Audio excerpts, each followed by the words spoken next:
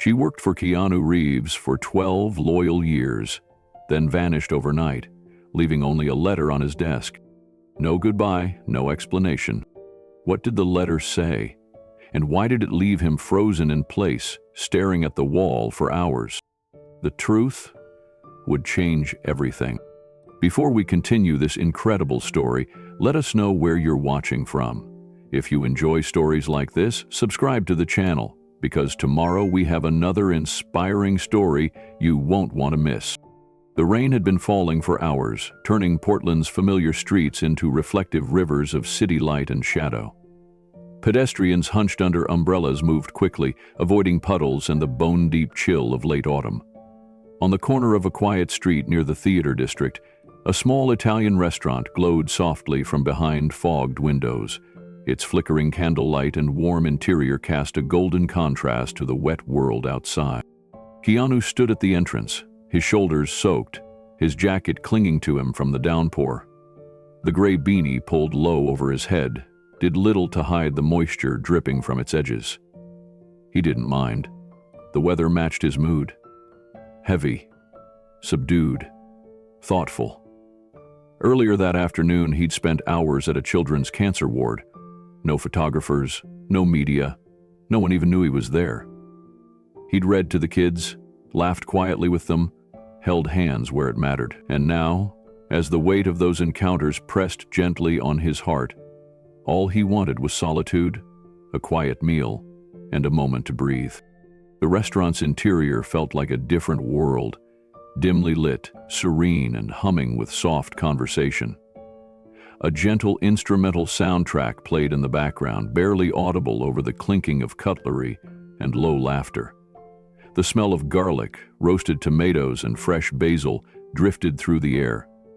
It was the kind of place that didn't try too hard, the kind of place that felt like home to people who needed a pause.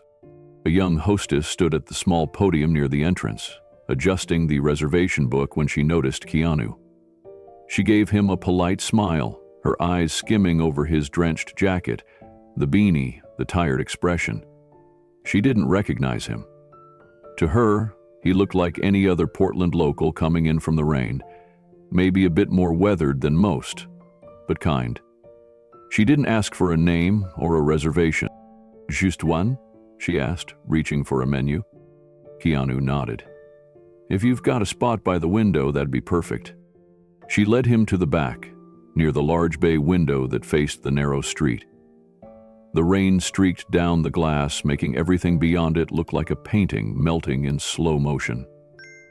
The hostess placed a menu gently on the table, offered a quick smile, and vanished without fanfare. Keanu settled into the seat, sliding out of his jacket and folding it beside him. He leaned back, letting his muscles relax into the soft leather cushion. For a moment, he closed his eyes. The sound of the rain hitting the windows became a kind of music, steady, cleansing, unbothered. He needed this quiet. The world outside could wait. The restaurant's atmosphere carried an old-world calm. Marble-topped tables, mismatched chairs, and soft linen napkins folded by hand. The walls were lined with black and white photographs of opera singers and Italian villages, their smiles frozen in time. In the kitchen, the soft sizzle of olive oil in pans could just barely be heard through the swinging doors. A few tables away, a couple toasted with wine. A mother fed her toddler bits of pasta, and a man in his 60s read the local newspaper by the bar, a bowl of minestrone untouched before him. Life moved gently here. Keanu opened the menu, though he already knew he wouldn't need it. He didn't come here for the food. He came because it was quiet, familiar. Years ago, he'd discovered the place after a long shoot nearby. Since then, it had become a silent retreat whenever he needed to disappear, even from himself. A tall, wiry young man approached the table with a notepad in hand and a forced smile. His name tag read L-I-A-M. His sneakers squeaked slightly on the polished floor, and the sleeves of his white shirt were rolled unevenly to his elbows. He looked tired, though, not from work, more like from life itself. "Evenin," Liam said, exhaling through his nose like he'd just jogged across the street. "Welcome to Amaro's. Specials are on the board, but don't feel obligated to pretend they interest you." "I wouldn't." Keanu looked up and offered a calm smile.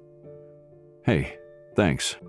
Liam gave a small, sarcastic chuckle and tapped the notepad. "You ready to order, or should I give you the full song and dance about imported tomatoes and Nona's secret meatballs?" Keanu closed the menu. "Actually, I had a question." Liam raised an eyebrow. "Oh, it's a little odd," Keanu said, pausing as if choosing his words with care. "But do you know how the kitchen here manages its energy use? Gas burners versus electric, waste disposal, that kind of thing?" Liam blinked, clearly thrown. "I'm sorry, what?" "Just curious," Keanu said. "I've been thinking a lot about how small places like this manage their environmental footprint." Liam tilted his head and scratched the back of his neck. "You one of those neighborhood sustainability bloggers or something?" "No," Keanu replied, still smiling. "Just interested." Liam let out a half laugh. "Man, that's the first time someone's cared about anything besides whether we still have tiramisu. I mean, sure, we compost. Kitchen's got a split bin system. I think the owner got a rebate for switching to electric stoves last year. Don't quote me on it, though. I mostly try not to set anything on fire." Keanu nodded thoughtfully. "That's helpful, thanks." There was a moment of silence before Liam finally asked, "So, you want to actually eat something? Or is this a survey?" Keanu smiled again, warmer this time. "I'll have the spaghetti pomodoro, and just water, please." "You got it," Liam said, scribbling on the pad. "Back in a bit." Liam walked away, shaking his head with a half smirk, muttering something under his breath about weird Portland types. Keanu didn't mind. The judgment slid right off him. It always had. He turned to the window beside him. Raindrops traced slow paths down the glass, catching the amber light from a nearby street lamp. Outside, a woman in a poncho guided a stroller through a puddle. A man with an umbrella paused beneath the awning to light a cigarette, shielding the flame from the rain. Keanu's reflection shimmered in the glass. Tired eyes, unshaven jaw. A man trying not to be noticed. The day still clung to him. The sterile smell of the hospital lingered faintly in his mind. The faces of the children, their quiet bravery, their parents' weary smiles. He hadn't gone there for a photo op, and he hadn't told anyone. No press, no assistants, no publicist. Just a man who showed up when people needed to feel less alone. A little girl had asked him if he believed in heroes. He hadn't known what to say, not really. So he'd asked her what she thought. Her answer had made him sit down and listen. She said heroes were just people who made you feel safe, even when nothing else could. He had carried that with him all day. A plate of warm spaghetti arrived in front of him. Simple. Steam rose from the pasta, bringing the scent of crushed tomato and fresh basil. Liam placed the glass of water beside it and gave a mock bow. "Enjoy your locally sourced moral victory," he quipped, still thinking Keanu was just some eccentric thinker with too much free time. Keanu offered a quiet thanks and picked up his fork. Around him, life went on. The kitchen bell rang. Someone laughed at a joke he couldn't hear. Outside, the rain deepened. He took his first bite of the meal, not knowing that tonight, in this modest restaurant, with its chipped tiles and mismatched plates, something was about to happen that would change everything. It wouldn't begin with noise. It would begin with silence. The rain hadn't let up. Outside the kitchen's small back window, Liam watched it beat steadily against the glass, like a rhythm he couldn't quite match. His socks were wet. Again. The duct tape on his left shoe had peeled off during the bike ride over, and now it flapped loose like a flag of surrender. Inside, the kitchen buzzed with orders and clanging pans. Steam fogged the windows. Liam wiped sweat from his forehead with the back of his wrist and leaned against the prep table for just a moment. His shift was far from over, but his legs already felt like stone. He was 24, too young to feel this old. Behind him, the head chef shouted out an order. Liam snapped into motion, grabbing plates, balancing trays, half-jogging past servers with more grace than energy. But in between the chaos, he let out a laugh to his coworker Danny. "Be the weird guy near the window, the one with the beanie," he said, lowering his voice. "He asked me how much electricity the kitchen uses. I told him it depends how many times the microwave breaks. I think he thought I was serious." Danny smirked, but didn't laugh. Liam shrugged and chuckled again. Probably one of those eco-warrior types. The kind who buys recycled rainwater and composts chewing gum. Just then, the head chef's voice cut through the room like a knife. "Liam." He froze. The chef's expression was unreadable, but the tone wasn't. "Weird guy is Keanu Reeves." Liam blinked. "What? Keanu freaking Reeves? You just made fun of him."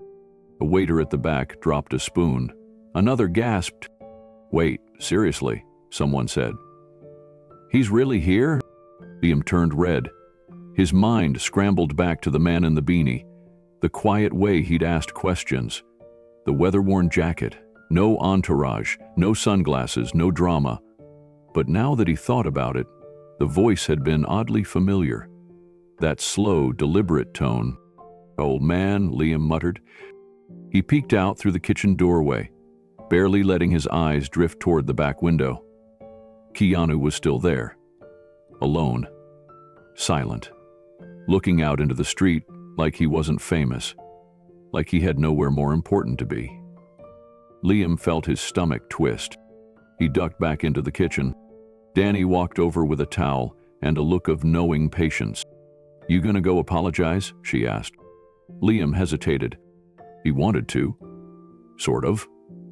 But what could he say? That he hadn't recognized one of the most recognizable men in Hollywood? That he'd mocked him to his face and then behind his back? That he, a struggling waiter with $900.00 in overdue tuition, had judged a man who could have bought the entire restaurant 10 times over? He stayed silent. Danny nudged him again. "Seriously, you don't want this to be the memory that sticks." Liam sighed and glanced at the rain-smeared window again. Maybe Donnie was right. But something about Keanu's posture, calm, withdrawn, a little worn, made Liam hesitate even more. He wasn't just a celebrity in disguise. He looked tired. Like someone who'd carried something heavy all day and just wanted to eat in peace. And Liam, in his soaked shoes and borrowed apron, wasn't sure if he had the right to interrupt that. Liam stood in the narrow kitchen hallway, torn between duty and shame. He could feel his heart beating faster, not because of celebrity awe, but because of regret. Regret over a careless joke. Regret over how many times he'd let his exhaustion speak before his decency caught up. His phone buzzed in his pocket. A message from his mom. Clinic called. They won't move her MRI without payment. Again. He swallowed hard. That meant another deferment. Another call with billing. Another debt he couldn't afford to carry. His chest tightened. Every week he picked up double shifts just to keep the heat on in their little apartment. He didn't complain. Not to his coworkers, not even to Danny.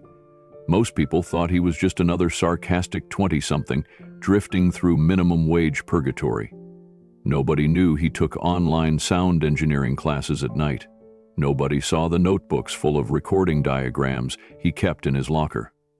Nobody saw the extra deliveries he did on his bike after closing time, just to pay for textbooks. His legs ached from pedaling to work in the rain. His shoes had split soles. He hadn't replaced them because the copay for his mom's insulin had come first. Everything always came before him. And now he'd mocked Keanu Reeves. Liam closed his eyes for a moment and took a breath. If he couldn't fix his mom's health, or their rent, or his shoes, maybe he could at least fix this. He stepped out of the kitchen, towel still in hand. Danny nodded toward the back. table by the window, still there. The rain outside blurred the streetlights into soft orbs of color. Keanu was still looking out, his posture steady but distant. The plate before him was half-eaten, untouched for the last 10 minutes. Liam approached slowly, cautiously, his throat dry. Hey, sir," he said, his voice almost too quiet. Keanu turned slightly, just enough to acknowledge him without making a show of it. "I think I owe you an apology," Liam began. "I didn't realize who you were. I made a dumb comment, a few dumb comments. You asked a fair question and I brushed you off like an idiot." Keanu said nothing at first, just nodded once, slowly. Liam fumbled for more words. "It's been a long week. Not that it's an excuse, I'm usually better than that." Still, silence. But not the kind that condemns. It was the kind that waited. Liam almost turned to leave when Keanu finally spoke. "I asked about the kitchen's electricity," Keanu said quietly, "because I read this place runs on solar backup. I thought that was interesting." Liam blinked. "Oh, yeah, actually, it does. It was part of some city initiative last year. The owner's really into sustainability." Keanu nodded again, as if confirming something to himself. "It's a good thing," he added, "a small kindness, even when nobody sees it." Liam didn't know what to say to that. He just stood there, towel still clenched in one hand, face flushing red. Keanu turned back to the window. "I've had a long day too," he said softly. "But don't worry, you didn't ruin it." Liam took a slow step back, then another. Something in his chest loosened. He hadn't been dismissed. He hadn't been judged. Just reminded. As he turned to walk back toward the kitchen, Danny passed him on the floor, carrying fresh plates. She raised her eyebrows. Liam whispered, "I think he forgave me." She smiled. "Now forgive yourself." Back in the kitchen, the clatter of pans and the hiss of boiling pasta returned to their usual rhythm. But for Liam, something had shifted. He moved with less tension, a quiet thoughtfulness threading through his movements. He didn't say much the rest of the night. He wiped down counters, refilled water glasses, and nodded politely when customers thanked him. He didn't need to explain what had happened. Danny knew. Chef probably knew too. It was something unspoken, a kind of invisible lesson that didn't need a name. Just after closing, Liam returned to the back of the restaurant to grab his coat. His phone buzzed again. Another message from his mom. "Hope work wasn't too rough tonight. Love you." He stared at the message. For a moment, he just let it sit there, glowing softly on the screen. The guilt, the burden, the constant weight. It all felt a little lighter now, not because anything had changed, but because something inside him had. Outside, the rain had stopped. The streets shimmered beneath the street lamps, puddles glistening like melted silver. Liam wheeled his bike out from the alley. The seat was soaked. He didn't even care. He looked down at his split shoes and chuckled. The joke he'd made hours ago now sounded hollow. He understood why it had felt easy to mock someone asking about electricity. Because he was tired. Because it was easier to laugh at questions than answer them. Because kindness, real kindness, is quiet, and people overlook it when they forget to look for it. As he started to pedal off, he glanced once more at the restaurant window. Keanu was gone. The table had been cleared, but the chair still faced the rain-streaked glass. Liam didn't know if Keanu had left a tip. He didn't check. That wasn't what mattered. What mattered was something else entirely. The reminder that even on the worst days, even soaked to the skin and running on empty, you still get to choose what kind of person you are. And tonight, Keanu had chosen grace. And in doing so, he'd reminded someone else to do the same. Rain traced long, delicate paths down the window pane beside Keanu's table. His plate sat mostly untouched, a simple meal of roasted vegetables and penne with garlic oil. Steam from the cup of tea between his hands curled upward, vanishing into the low golden light of the restaurant.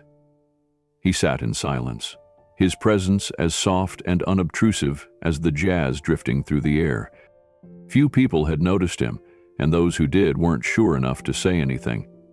His beanie, damp from the earlier storm, covered much of his face. The old jacket he wore made him look more like someone taking shelter than a celebrity, and he liked it that way. At a nearby table, a group of young men, likely in tech, judging by the Apple Watches and electric scooters, leaning by the window, spoke too loudly for the quiet space. They were mid-conversation, surrounded by half-finished plates and glowing phone screens. Their voices rose just enough for Keanu to catch the drift of their discussion. Actors like Keanu Reeves got lucky. Without John Wick, the guy would be broke. Another chimed in, snorting through a laugh. Seriously, he's no genius? Hollywood just needed someone with a good jawline and low expectations. They laughed. The sound was sharp. A few heads in the restaurant turned, then looked away just as quickly. Keanu didn't flinch. He didn't glance in their direction. He simply lifted the teacup to his lips, took a slow sip, and turned his gaze toward the window again, where headlights painted streaks across the wet street. There was no anger in his face, no disappointment, just a quiet, practiced patience. The kind worn by those who have learned to sit with misunderstanding. Behind him, a waitress named Marla stumbled. A tray of 4 dessert plates, all carefully balanced, began to tip. One dish slid off the edge, the plate crashing to the floor with a piercing clang. The chatter halted. Marla gasped and bent down quickly, trying to contain the mess. Keanu had already moved.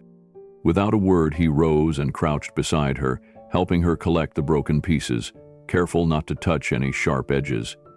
He nodded once, gently, then returned to his table as quietly as he had left it. No fanfare, no speech. Only 2 people saw him do it. Marla, who looked at him like she wasn't quite sure what had just happened, and Liam, standing just outside the kitchen doors, who had seen everything. Liam stood frozen for a second, a towel in one hand, a tray in the other. He watched Keanu sit back down, adjust the sleeves of his jacket, and return to sipping his tea like nothing had happened. Not a single guest clapped or acknowledged it. The tech bros went right back to their smug banter. But Liam's thoughts had stopped. This wasn't just some actor. This wasn't someone performing for cameras or fishing for gratitude. It was quiet kindness, the kind that didn't need applause. He ducked back into the kitchen. The clatter of pots and the hiss of boiling water filled the air, but Liam leaned against the wall, his head tilted back. The weight of what he'd said earlier returned like a brick on his chest. "Green guy asking about electricity," he muttered under his breath. "God, I'm such a jerk." Daniel passed by and gave him a knowing look. "You gonna keep sulking or go apologize?" He blinked. "What if he thinks I'm just doing it because I figured out who he is?" "Then don't make it about that," Dunham said, not pausing. "Make it about being decent." Liam stayed there a few more seconds, then straightened up, pushing through the door with a fresh pitcher of water and an uneasy stomach. Meanwhile, at the far end of the restaurant, a soft moment unfolded. A little girl, no older than 7, peeked over her booth at Keanu. Her mother was busy with a baby, trying to coax it into sleep, and hadn't noticed her daughter quietly sketching on the back of a kid's menu with a stubby crayon. Her drawing showed a man in a long coat, standing in the rain. She'd given him a kind face and drawn a heart on his chest.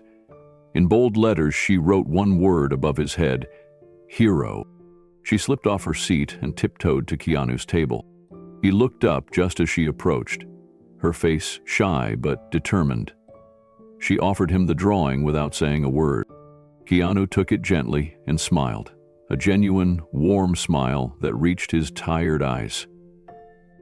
"Thank you," he whispered, voice low so as not to draw attention. The little girl nodded and turned to leave. Before she could, Keanu reached for a napkin, folded it quickly with skilled fingers, and within a few seconds had crafted a small origami flower. He handed it to her with both hands. The little girl beamed.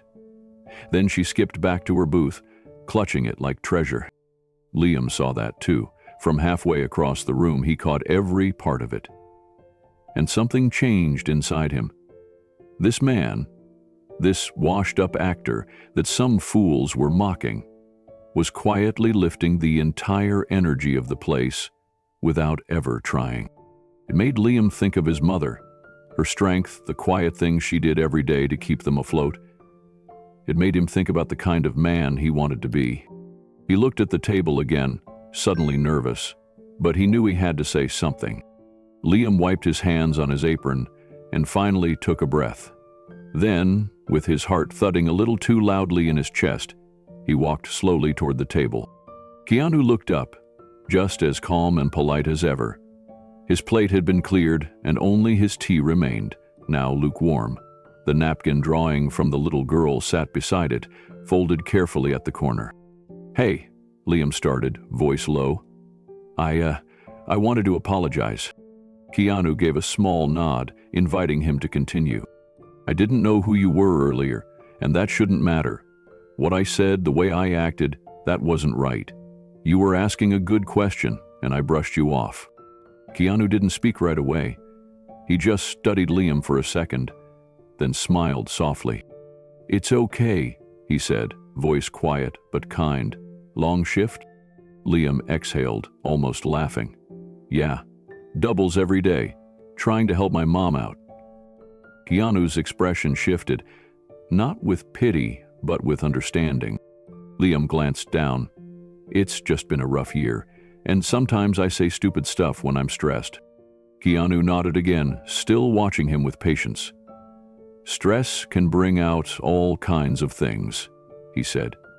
"But recognizing it, that's something most people skip." Liam blinked. It wasn't the forgiveness that struck him. It was the calm. The way Keanu made space for the moment to be human, not performative, not dramatic. "I appreciate that," Liam said, "and thanks for helping with the tray earlier." "You didn't have to." "I wanted to," Keanu said simply. "I saw someone struggling." The simplicity of the answer landed hard. Liam didn't know what else to say, so he just gave a sheepish nod and stepped back. "Hope the rest of your shift goes easier," Keanu added gently. Liam smiled. "Thanks." He turned to go, but stopped and looked back. "And, if you ever want a tour of our electrical setup, I'll give you the full rundown. For real this time." That made Keanu chuckle. "Deal." As Liam walked away, something in him felt lighter. Not because he'd been let off the hook, but because he'd faced the moment and found it changed him. There was no big speech, no viral moment, just a quiet exchange, one human seeing another. He went back into the kitchen with a new energy. And as the night rolled on, and the rain continued tapping against the windows, Liam kept glancing at the corner table. A man sat there who didn't need the world to notice him, and yet somehow, without trying, he had changed the whole room. Section 3, total 1,500 words complete. The kitchen doors swung open with a soft whoosh as Liam stepped out carrying a tray. The bowl of minestrone soup and a side salad looked humble but fresh, steam rising from the broth. The rain outside continued to fall in rhythmic sheets, streaking the window beside Keanu's table with faint rivulets. The gentle clinking of cutlery and distant hum of conversation provided a soothing backdrop to what felt like a much more personal moment. Liam approached slowly, his grip on the tray tighter than necessary. As he placed the meal down, he cleared his throat. "Here you go," he said, then paused. "And, I wanted to say sorry, again, about earlier." Keanu looked up from the window. The expression on his face wasn't surprise or judgment. It was something simpler, an easy kind of attention, the kind that invited honesty. "Laughter is honest," Keanu said gently. "Don't worry." Liam stood frozen for a second, surprised by the ease of the response. "I didn't even recognize you." I mean, I should have, but I was having a weird day. Keanu offered a soft smile. It's good to see people still laugh at life, especially on a night like this. The comment wasn't a dig. It was warmth. It diffused the pressure without erasing the moment. Liam found himself pulling out the empty chair across from Keanu, just slightly, not to sit, but to lean in. I don't usually mess up like that, he said. You caught me off guard, asking about power usage and stuff. Keanu stirred his soup, not looking annoyed in the least. I'm interested in how things work, especially the things we don't always think about. Liam tilted his head. Like energy? Energy, motion, sound, it's all connected. You ever think about that? That made Liam blink. Sound, yeah. That's kind of my thing. I take night classes, trying to get into sound design. Keanu looked up with real interest now. Yeah? Yeah. It's slow going, but I've got this little studio in my garage. Well, it used to be my dad's garage. Now it's just me and my mom. I record stuff, mix layers, mostly ambient tracks, soundscapes, nature meets machines, stuff like that. Keanu took a sip of soup, never breaking eye contact. That's beautiful. Sounds like you're telling stories in your own way. Liam wasn't used to people listening. Really listening, especially not someone like this. The noise from the tech table flared again in the background. Another joke about washed-up actors landed with a thud, followed by loud laughter. Keanu didn't flinch. He just glanced toward the sound, then turned back. Some people speak to be heard, he said quietly. Others speak to be understood. Liam felt something tighten in his chest. He nodded slowly, unsure what to say, but knowing he didn't want this conversation to end. The room felt a little quieter now, or maybe it was just Liam's focus narrowing in.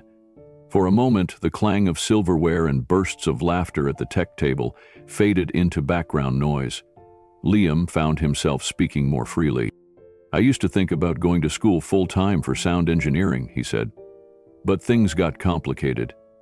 My mom got sick, bills piled up. I had to pick up double shifts.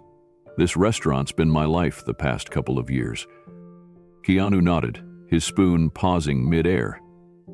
Taking care of someone you love, that's not wasted time. I know, Liam replied, surprised again by the weight behind Keanu's words. Still, sometimes I wonder if I'm falling behind, like everyone else is chasing dreams and I'm just trying to stay afloat. You're not behind, Keanu said gently. You're just taking a different road. And sometimes, the long road teaches you more than the fast one ever could. Liam exhaled slowly. He hadn't expected wisdom from a celebrity tonight. Definitely not from the guy he'd called weird a few hours earlier. From the corner of his eye, Liam noticed Danny watching from the kitchen doorway, nodding at him in encouragement. She smiled, then disappeared back behind the swinging door. He felt a little more brave. You ever feel like you missed something? Liam asked. Like a part of your life just passed without you noticing? Keanu stirred the tea that had come with his meal, watching the tiny swirl of steam rise. Sure, he said. I've lost time, people, opportunities. But I've also found meaning in the pauses, in the moments I almost overlooked. Liam leaned on the chair now, arms crossed lightly over the backrest. That's how I feel about sound. Sometimes it's the quiet that says the most. Keanu raised his eyebrows, clearly impressed. Exactly. The laughter from the tech guys erupted again, louder this time. One of them mimicked a fight scene, pretending to roll over the table, knocking his glass over in the process. It clinked to the floor, and a few patrons looked up with mild annoyance. The staff didn't react. Clearly, they were regulars, untouchable types. Liam tensed, glancing over. Those guys come in here all the time. Big startup crew, VC funded. Think they own the place. They don't, Keanu said calmly. Liam glanced back, slightly embarrassed. Sorry, You probably didn't come here to hear about all that. I didn't come here for silence either, Keanu said, sipping his tea. But I appreciate the quiet in you. That sentence stayed with Liam more than it should have. He didn't know what it was exactly, but it felt like something had shifted. Like his ordinary night had cracked open and something real was glowing just beneath the surface. The rain still pattered gently outside, wrapping the city in a slow rhythm. In that small booth by the window, something was beginning to change for both of them. Liam returned to the kitchen briefly to grab a new pot of tea, needing a moment to breathe. Danny met him by the counter. "You okay?" she asked softly. He nodded. "Yeah, it's just weird. I feel like I'm talking to a guy who actually hears me." "That's because you are," she said. "You know, not everyone like him stays kind. Most forget who they were once they hit the top." Liam glanced back through the glass window. Keanu was sitting quietly, folding another napkin into a shape. He's different. When he returned to the table, Keanu looked up and smiled. "Fresh tea," Liam said, placing the pot gently down.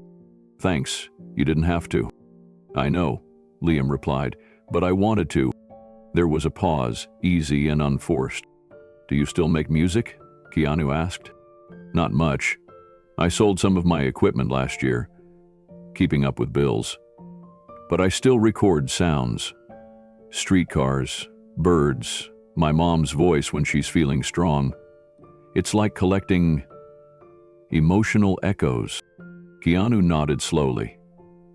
"That's beautiful. You ever put them together into something?" Liam shrugged. "I tried. Once, I made a track that mixed my mom laughing with the ocean, called it Resurface, but I never showed anyone." Keanu's expression didn't change, but his voice grew deeper. "Sometimes the things we hide are the ones the world most needs." Liam looked down, then back up. "Why do you care?" Keanu didn't answer immediately. Instead, he tilted his head slightly and gave a tired smile. "Because someone once listened to me when they didn't have to, and it changed everything." Before Liam could respond, the tech guys grew louder again. This time, one of them clapped and raised his voice on purpose. "Hey, is it just me? Or does that guy look like Keanu Reeves with a cold?" Another burst of laughter followed. The manager, busy at the bar, pretended not to notice. Most customers looked away. Liam stood up, fists clenched, but Keanu gently gestured for him to stay seated. "Dead animal?" Therese asked. "Noise is only loud when you let it in." Liam sat back down, still simmering. "You ever want to yell back?" he asked. Keanu looked out the window again, rain streaking down the glass like slow tears. "I used to, but now I try to understand what silence can say instead." Liam didn't understand at first, but something about the way Keanu sat there, unshaken, peaceful, made the lesson feel less like a lecture and more like a lived truth. "I don't know if I have that kind of patience," Liam admitted. Keanu smiled. "You're already showing it. You listened." In that small space, in the flicker of candlelight reflecting on the glass and steam rising from warm bowls, something rare happened. Not a transformation, but an opening. Two people, one worn down by the daily grind, the other weathered by decades of fame and loss, found something resembling understanding. Not as teacher and student, not as celebrity and waiter, but as two human beings caught in the same storm. As Liam walked back to the kitchen, a single thought pulsed in his chest. Maybe being seen, truly seen, was the start of everything he thought he had lost. Liam returned with a small notepad, something he used to keep track of orders, but tonight he brought it just in case Keanu wanted to sketch something. Or maybe he needed it for himself. The line between guest and host had blurred. The conversation had become something else, something weightier than menus or tips. "I used to be in school for audio engineering," Liam said after a long pause, sliding into the seat opposite Keanu for just a moment. "Oregon Tech. I was halfway through when my mom had a stroke." Keanu nodded, quietly listening, his eyes never drifting from Liam's. "She couldn't talk at first," Liam continued. "Couldn't walk either. It was like watching someone disappear 1 inch at a time. So I dropped everything, moved back in, took the morning shift at the bakery, evenings here." He didn't say it for pity, he said it because it was true, and sometimes the truth feels like it deserves to be told at least once out loud. "I tried to keep studying at night," he added, "but you can't really concentrate on mixing soundtracks when you're worried about whether your mom's gonna fall out of bed." Keanu stirred the tea in his cup slowly. Liam shrugged. "It's just life, right?" Keanu sat quietly before speaking again. "My sister Kim was diagnosed with leukemia when we were young. It was like the whole world just shifted overnight. Suddenly every movie, every meeting, every plan, it all seemed smaller, meaningless." Liam blinked. "I didn't know that." "Most people don't," Keanu said gently. "They just see the movies." He leaned forward slightly, warming his hands against the teacup. "There were nights I'd stay up just listening to her breathe. I memorized the sound, just in case it ever stopped." Liam looked down at the table. "You know that feeling," Keanu said softly, "when your love for someone becomes bigger than what your life can hold. It spills over. It forces you to change. You become less visible in your own story." Liam swallowed. "Yeah. It doesn't make the pain disappear," Keanu added, "but it gives it shape, something to work with, something to build on." They were both quiet for a moment, not because there was nothing to say, but because some truths don't need to be spoken twice. "I guess people think if you're famous, you don't really feel stuff," Liam said finally. "That you've got it made, so the hard parts don't touch you." Keanu nodded. "Fame doesn't fix grief. It just hides it behind a nicer curtain." That made Liam smile a little. Keanu continued. "People see the movies, not the backstage." Those words sat between them like a bridge. Simple, quiet, sturdy. For the first time that evening, Liam didn't feel like a waiter talking to a star. He felt like a son talking to someone who knew what it meant to keep waking up, even when life had taken more than it gave. And Keanu, on the other side of the table, didn't feel like a guest trying to be polite. He felt like a man remembering where he came from. Liam rested his elbows on the edge of the table, but not too long, just enough to feel like he belonged in the conversation, even if only for a minute more. "Sometimes I feel like I'm gonna blink and be 30, still stuck in this apron, still chasing a degree I can't afford." Keanu looked up, thoughtful. "Time has a strange way of folding in on itself when you're carrying too much." Liam chuckled lightly. "That's a poetic way to describe burnout." Keanu smiled, then leaned back. "When I was in my 20s, people thought I had everything. But I was living out of a suitcase, going from one movie set to another, trying to stay busy so I didn't have to stop and feel how broken things were at home." Liam raised his brows. "Even then?" "Especially then," Keanu replied. Success just made the silence louder. That line lingered in Liam's mind. He glanced around the restaurant. The tech guys were still laughing at something on one of their phones, oblivious to the emotional current running just feet away from them. "Do you ever think about giving it all up?" Liam asked. "Like disappearing?" Keanu nodded slowly. "I've thought about it more times than I can count. But then someone needs help, or you see a moment where you can actually make something better for someone. That's what keeps me in the world." "That's heavy." "It's human." Liam leaned forward now. "I never told anyone this, but when I'm riding my bike home after the late shift, I listen to soundscapes I've made. Just ambient stuff. Rain on metal, wind through trees, the hum of neon lights in an alley. It reminds me there's still beauty somewhere." Keanu's face lit up with genuine interest. "You make your own?" "Yeah, just for myself. No real gear, just an old mic and a cracked laptop. But it's mine." Keanu paused, then said, That's the kind of art that matters most. The kind that nobody sees, but still keeps you alive. Liam blinked. No one had ever said something like that to him, especially not someone like Keanu Reeves. You ever think about sharing it? Keanu asked. I guess, but I always talk myself out of it. Wait. Liam hesitated, then shrugged. Because I'm nobody. Keanu's voice didn't rise, but it grew firm. Don't ever say that. Being unknown doesn't mean being unimportant. Liam sat back, letting that sink in.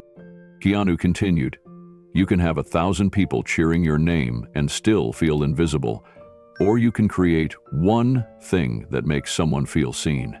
That's impact. That's me. Liam nodded, his throat tight. For the first time in years, someone wasn't just listening to him.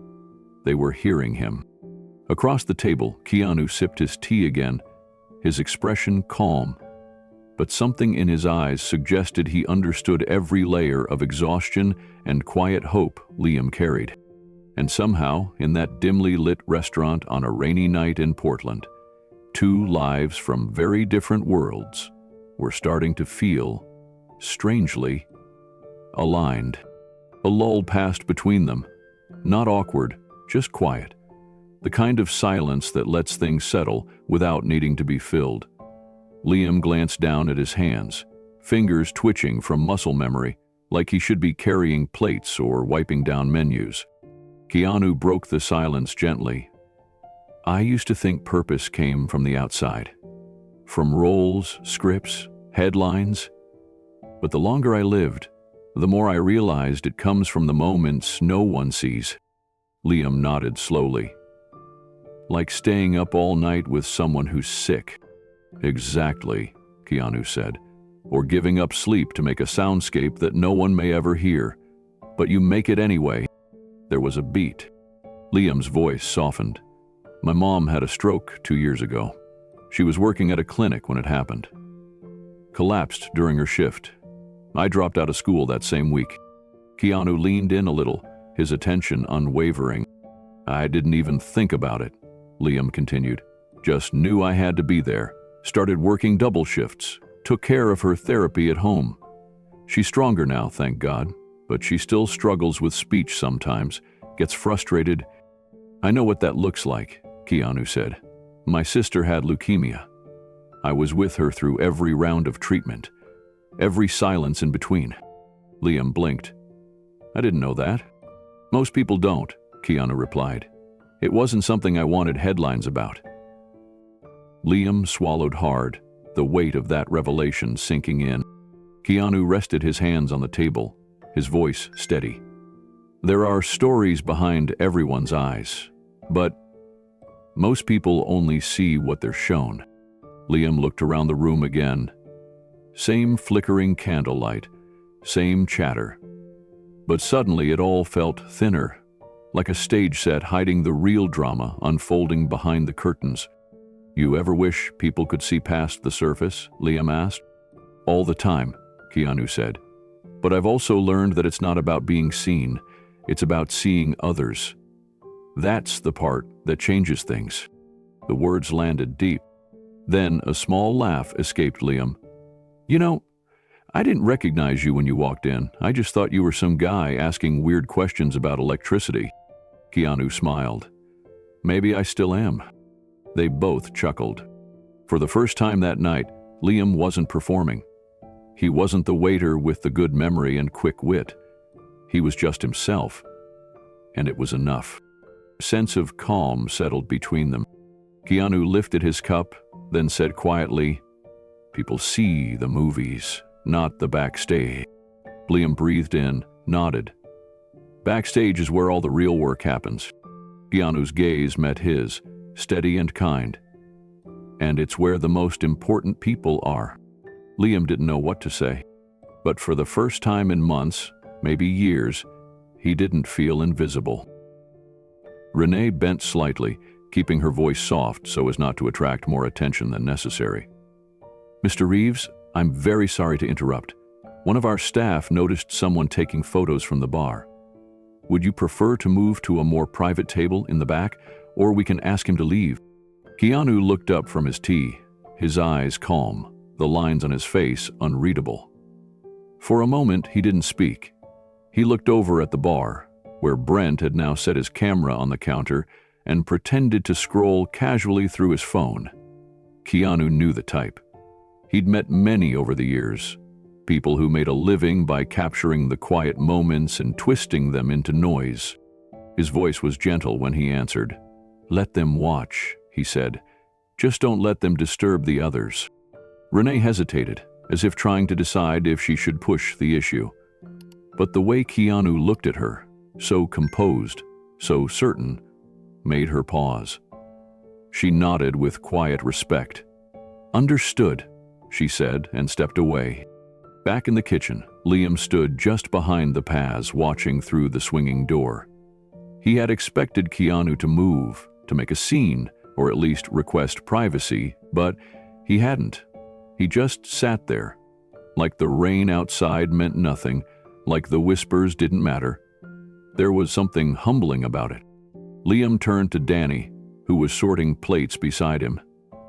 "He's still out there," Liam said quietly. Didn't even flinch. Danielle raised an eyebrow. "He's probably used to it." "Yeah, but I would have lost it," she shrugged. "That's the difference. Some people fight the noise, some just don't let it in." At the bar, Brent continued uploading photos. He wrote a quick message to the blogger. "Sitting alone, talking to some waiter. No security. Might be a breakdown moment." Then he attached a grainy shot of Keanu helping Danny pick up a tray earlier in the evening and hit send. In a booth across the room, the tech guys watched Keanu with a renewed curiosity. Darren, still smarting from the polite rejection, muttered to his friends, "What kind of celebrity sits through that and does nothing? He could have bought the whole place." "Maybe he doesn't want to be seen," one replied. "Or maybe he wants to be seen as normal," another suggested, glancing down at his phone as the blogger's headline hit the trending list. "Keanu Reeves, seen alone," and "Withdrawn? Is the star okay?" The irony, Liam thought, was painful. The man had said fewer than a dozen words since walking in, but the world outside was already building a story. Not about who he was, but what they wanted him to be. Back at his table, Keanu sat with both hands around his tea, gazing out at the window, watching the rain. The quiet between him and the world felt sacred. The rain hadn't let up, only grown softer, a near whisper against the restaurant windows. The quiet hum of conversation filled the dining room, mingling with the clink of silverware and the soft music playing from the speakers above. Keanu remained where he'd been all evening, alone at his corner table, the now empty plate of salad pushed aside, a cup of chamomile tea slowly cooling in his hand.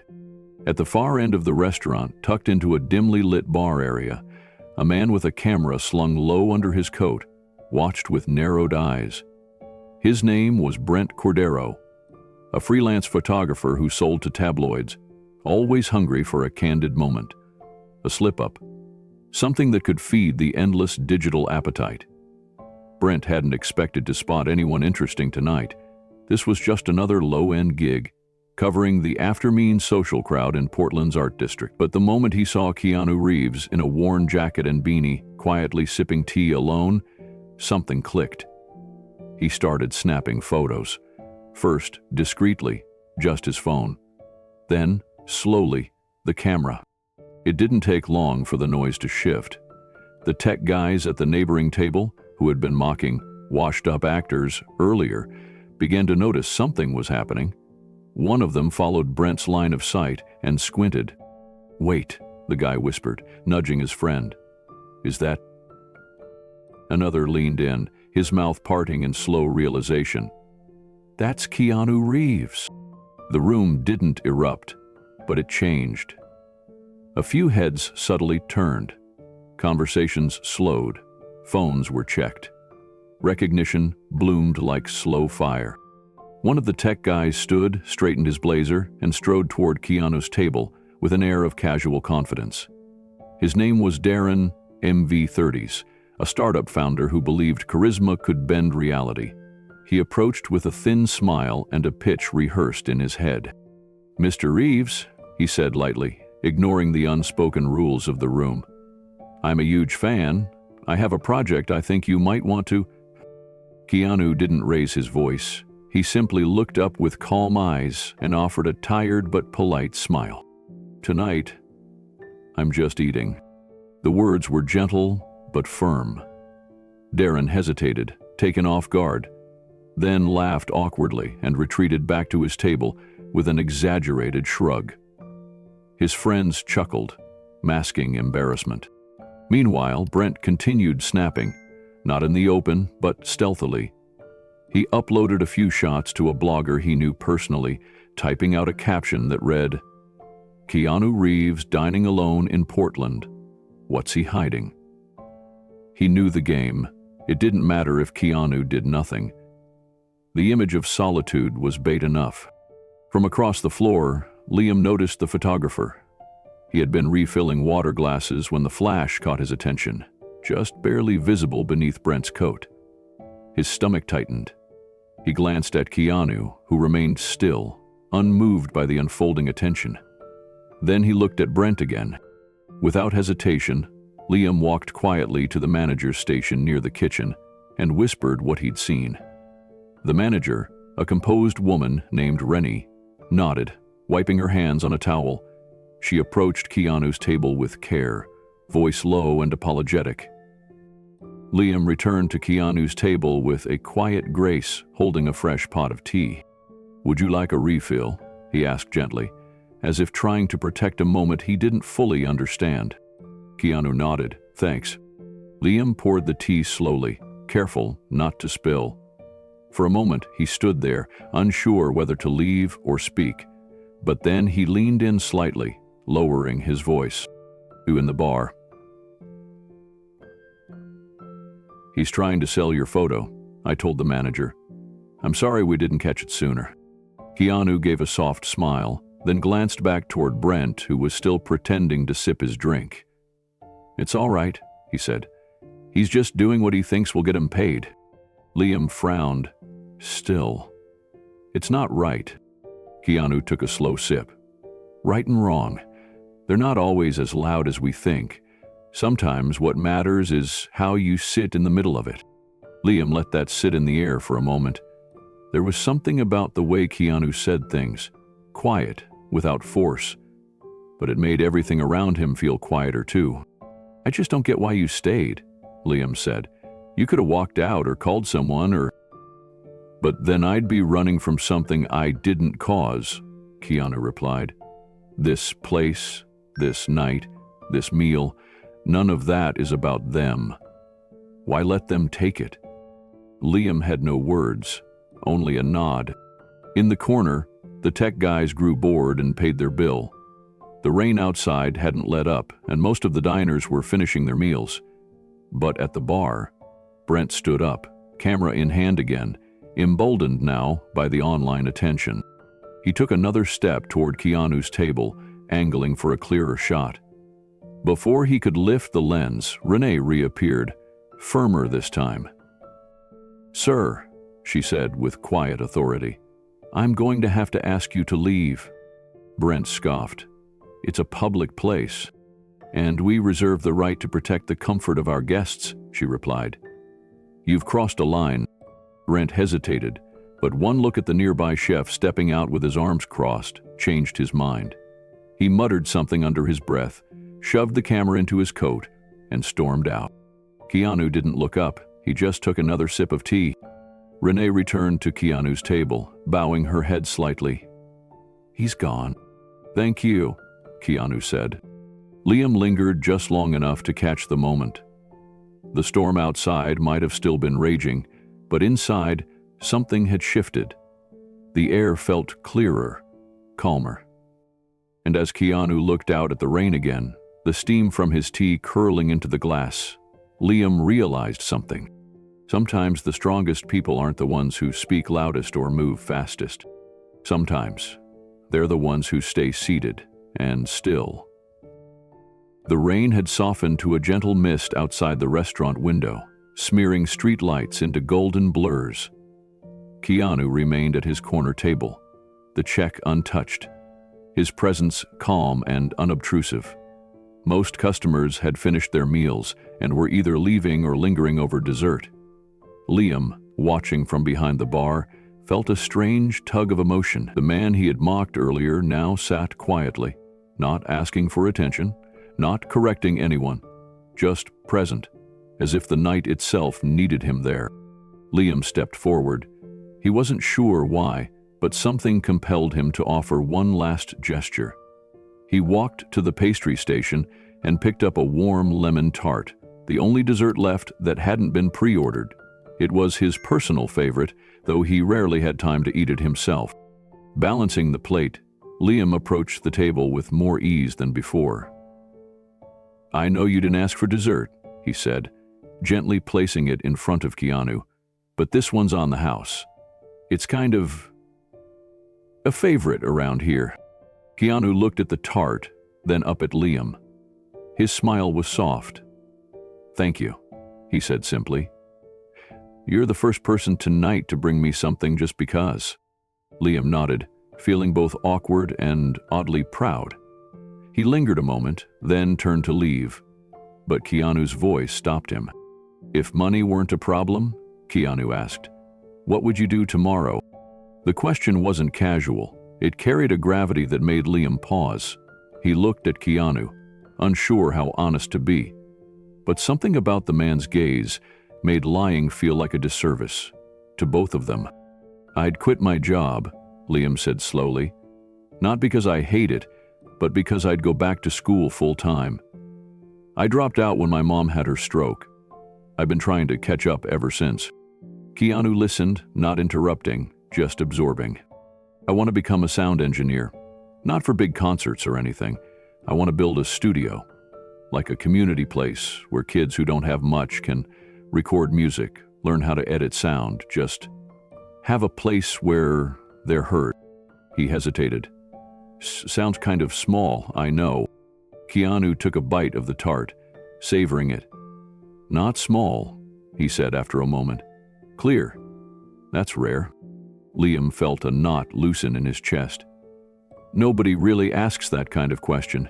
Most people just ask what shift I'm on tomorrow. Keanu leaned back in his chair. "Someone once asked me the same thing, long before the cameras, long before the suits and scripts. I didn't have much to offer, but he didn't care. He listened like I mattered anyway." Liam stayed quiet. He didn't want to break the moment. "Sometimes," Keanu said gently, "one person can change the direction of your whole life, just by listening." The words settled between them like the mist outside. Soft, quiet, undeniable. Liam looked down at the tart and blinked quickly. "Thank you," he said, his voice slightly rough. "Not just for being polite, but for being present." Keanu nodded gently, as if the moment didn't need to be magnified with more words. He reached for his tea, now only lukewarm, and took a quiet sip. The restaurant had grown even calmer, with only a handful of diners remaining. The clink of cutlery, the occasional laugh, and the sound of the rain returning outside blended into a background hum. Liam stood beside the table, hands behind his back, unsure if he should leave or stay. Keanu noticed and motioned to the seat across from him. "You can sit for a minute," he said. "You look like someone who rarely does." Liam smiled, then glanced around. "Just a few minutes," he said, slipping into the chair. "If my manager sees me, I'll say I was cleaning the sugar packets." Keanu chuckled, a sound both deep and amused. It broke the remaining awkwardness between them. "So," Keanu said, "this studio of yours, what would it look like?" Liam's eyes lit up, not just from hope, but from the chance to speak something real aloud. "It would be small. Like, nothing fancy. Maybe just one big room with good acoustics, a used mixing board, a few decent mics, and some computers with editing software. Kids could come after school, bring in their lyrics or ideas, and I'd help them shape it. No pressure, no judgment, just space. I think a lot of people need space to become who they are. Keanu tapped the table lightly with his fingers. That's beautiful. You know, sound is memory. Music, especially. It's the texture of people's lives. Liam nodded slowly. When my mom was in the hospital, I used to play old jazz through my headphones. Hold one of the earbuds to her ear. I swear it helped. Like the sound told her to hang on. Keanu didn't speak right away. He looked out the window, watching as the mist thickened again, soaking the sidewalk where his jacket still dripped near the entrance. There's a scene I shot once, Keanu finally said. The character didn't say a word, just listened to an old vinyl record. Everyone thought we needed dialogue, but the director said, "No, this silence is the story." Liam leaned in. That's the kind of stuff I want to capture. Not just notes or beats. Stories. Even if nobody ever hears them on a radio. You will, Keanu said with certainty. Liam raised an eyebrow. What makes you so sure? Because you're already doing it, Keanu answered. You're working through the storm. You're showing up. You're giving pieces of yourself to a future that hasn't even shaken your hand yet. The words hit Liam like a warm current. He didn't respond right away. He just sat there, for once not rushing to be somewhere else. A quiet moment passed between them, and it felt like something was being acknowledged without needing to be named. The kind of moment people don't always get to have, especially not during a shift, wearing damp shoes and a borrowed apron. Liam broke the silence. You said someone believed in you once. What happened? Keanu looked down for a second, then back up at Liam with a calm seriousness. It was a casting director. Long before anyone knew my name. I was broke. My accent was all over the place. I walked in thinking it was a waste of time. But she looked at me like I mattered. Not like I was a role. Like I was a human being with something to say. He paused, then added, She didn't just give me a part. She gave me belief. And when you're at the edge of quitting that kind of thing, it stays in your bloodstream. Liam swallowed hard. I've never told anyone this, but there are nights I almost stop trying. Like, I wonder if any of it's worth it. The classes, the work, the loans. But then, something small happens. A good song, a stranger tipping a little extra. A quiet moment like this. And suddenly, I'm back in it. Keanu leaned forward slightly. That's not small, Liam.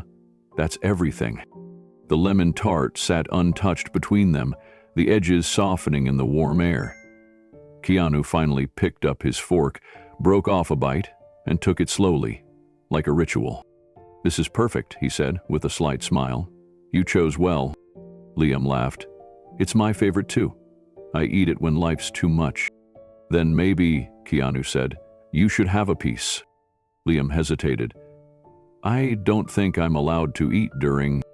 Keanu slid the plate halfway across the table. Call it a shared dessert. Liam picked up his own fork, his hand still trembling just a bit. They ate the tart in comfortable silence, the kind that forms between people who've said enough to not need more. Outside, the rain had slowed again, just a mist brushing the pavement under the glow of the streetlight. Keanu looked around the restaurant, now nearly empty. You know, he said softly, some people will never understand how powerful a conversation can be. But I think you do. Liam looked up, meeting his eyes. Thank you, not just for talking, for seeing me. Keanu stood, placed enough bills under the edge of the plate to cover far more than the meal, and picked up his old jacket. As he walked toward the exit, he turned once more. Keep building that studio, Liam, even if it starts with one microphone and a dream. And just like that, he stepped out into the night. The rain had quieted to a whisper against the restaurant windows, but inside, tension stirred again. At the tech guy's table near the front, laughter flared up once more. Sharper now, more directed, One of the men leaned toward his friend and muttered just loud enough to carry, "Man, he thinks he's still Neo? Please." A wave of shallow chuckles followed, the kind of laughter that fed on mockery more than humor. The waitress, who had been bringing drinks to their table, paused. Her name tag read Maya. She glanced toward Keanu, then looked back at the group with disapproval. "Could you keep it down, please?" she said gently, voice controlled. "This is still a restaurant." One of the guys shrugged, like he hadn't done anything wrong. Another muttered, "Geez, okay." Across the room, Keanu didn't flinch. He didn't glance their way. He simply sipped his tea, eyes fixed on the raindrops tracing crooked paths down the glass. His posture hadn't changed in an hour. Shoulders relaxed, hands calm. If their words had pierced anything, he didn't show it. He seemed to be somewhere else, quietly, removed from the noise of judgment. Liam, now much calmer than earlier, returned with the check in hand. He didn't say anything at first, just approached with the folded bill and a pen resting on the small tray. Keanu looked up and gave a quiet nod. "Thank you, Liam," he said. "May I borrow your pen?" Liam handed it to him wordlessly, though his throat was tight. He didn't know what this moment was exactly, but he sensed it mattered. Keanu unfolded the receipt and flipped it over, resting one arm on the table as he began to write something slowly on the back. He wasn't scribbling, he was thinking through every word. Liam watched, heart pounding for no logical reason. When Keanu finished, he refolded the bill and placed it on the tray. "Would you do me a favor?" Keanu asked softly. "Yeah, of course," Liam replied. "Give this to your manager after I leave," he said. "No rush, just after." Liam nodded. He was trying not to show emotion again, but his chest felt heavier than it had a minute ago. He wanted to ask what was written. He wanted to peek. But something told him it wasn't his place, yet. Keanu slid the pen back on the tray. Then he looked up again, straight into Liam's eyes. "And keep chasing the sound," he said. "The world needs it." Liam swallowed hard. It felt like those words were reaching someplace far deeper than they should have. Like they weren't just encouragement, they were permission, maybe even a dare. "Thank you, Mr. Reeves," he whispered. Keanu smiled. Not a Hollywood smile, not a press smile, just a small, tired, honest one. Then, just like that, he stood. He gathered his jacket from the back of the chair and slipped it on. It was still a little damp from the earlier rain. He adjusted his beanie and glanced once more toward the window before walking slowly toward the door. Nobody saw how much he left as a tip. The bill remained folded until later, but Liam felt it in the air, like something had been left behind that couldn't be measured in dollars. He didn't know it yet, but this was the moment that would echo long after the night ended. The bell above the restaurant door gave a soft jingle as Keanu exited into the now drifting rain, his figure swallowed slowly by the gray. Inside, something shifted. The laughter from the tech table faltered. A couple of the guys stared toward the door, finally piecing it all together. That was him?" one of them muttered, blinking in disbelief. "No way," said another, craning his neck. "Was that really Keanu Reeves?" The table fell into a murmur of embarrassed realization. The one who had mocked him leaned back in his seat, suddenly less smug. He glanced over to the corner where Keanu had been seated, where his teacup still sat, half still and undisturbed. There was nothing left behind. No signature, no photo taken, just absence and quiet. In the back, Liam stood frozen by the server station, still holding the folded receipt. He hadn't moved since Keanu left. His thoughts were racing, not about what might be written, but about what had just happened. About the feeling in the air, like someone had walked out with a piece of his fear and replaced it with a small seed of courage. Danny appeared beside him, elbowing him gently. "You okay?" she asked. Liam blinked out of his daze. Yeah, I think so. She nodded at the paper in his hand. You gonna read it? He hesitated, then shook his head. He said it's for the manager. Danny raised an eyebrow, but smiled. You're a better person than me. Just then, the manager came around the corner. Jason was in his late 40s, wore a black apron over a navy dress shirt, and usually had the distracted look of a man juggling invoices and broken toasters. But tonight, he seemed more alert. You saw him leave? Jason asked. Yeah, Liam said, stepping forward. He extended the bill toward his boss. He asked me to give you this. Jason took it with a small frown, unfolding the receipt with his thumb. His eyes scanned the back of the paper, then again, and again. His lips parted, but no words came out right away. Liam and Danny exchanged glances. Finally, Jason looked up. Do you know who he is? I do now, Liam said, but that's not really what stuck. Jason nodded slowly. You'll want to know this eventually, so I'll just say it. He paid for his meal, left a very generous tip, and wrote a note asking us to put it toward your mother's medical bills. Liam froze. Wait. What? Jason held up the note and read it aloud, voice steady. For Liam's manager, I overheard him talking about his mom. Please apply this toward her care. In a world full of noise, this kid listens. Jason paused. The tip he left covers 6 months of her treatment. Danny gasped. Liam just stood there, stunned, his hands clenched into fists without realizing it. Jason placed a hand on his shoulder. That guy didn't come here for attention. He came to rest. You treated him like a person, and he saw you. Nothing's coming through. Liam's throat tightened. He nodded, unable to speak.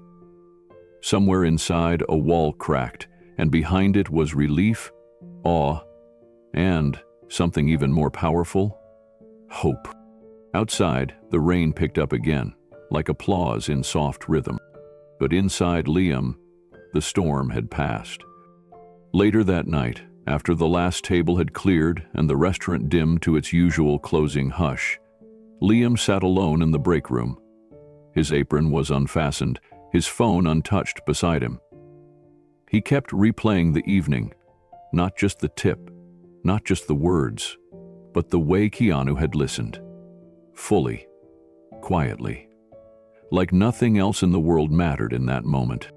That kind of presence was rare, and it made Liam question something he hadn't let himself ask in a long time. Why not me? He reached into his backpack and pulled out a small composition notebook, the kind with grid lines and ink smudges along the edges. Inside were sketches of mixing boards, handwritten lyrics, scraps of ideas for a non-profit studio that helped teens record music. Ideas he'd once believed were foolish, childish even, but tonight had lit something. A fuse, under all that doubt. Down the hall, Danny peeked in, then knocked softly. Still here? She asked. Liam looked up, smiling faintly. Just thinking. She stepped inside, saw the notebook, and sat across from him. Can I ask something? She said. He nodded. When he said, keep chasing the sound, what did that mean to you? Liam closed the book slowly.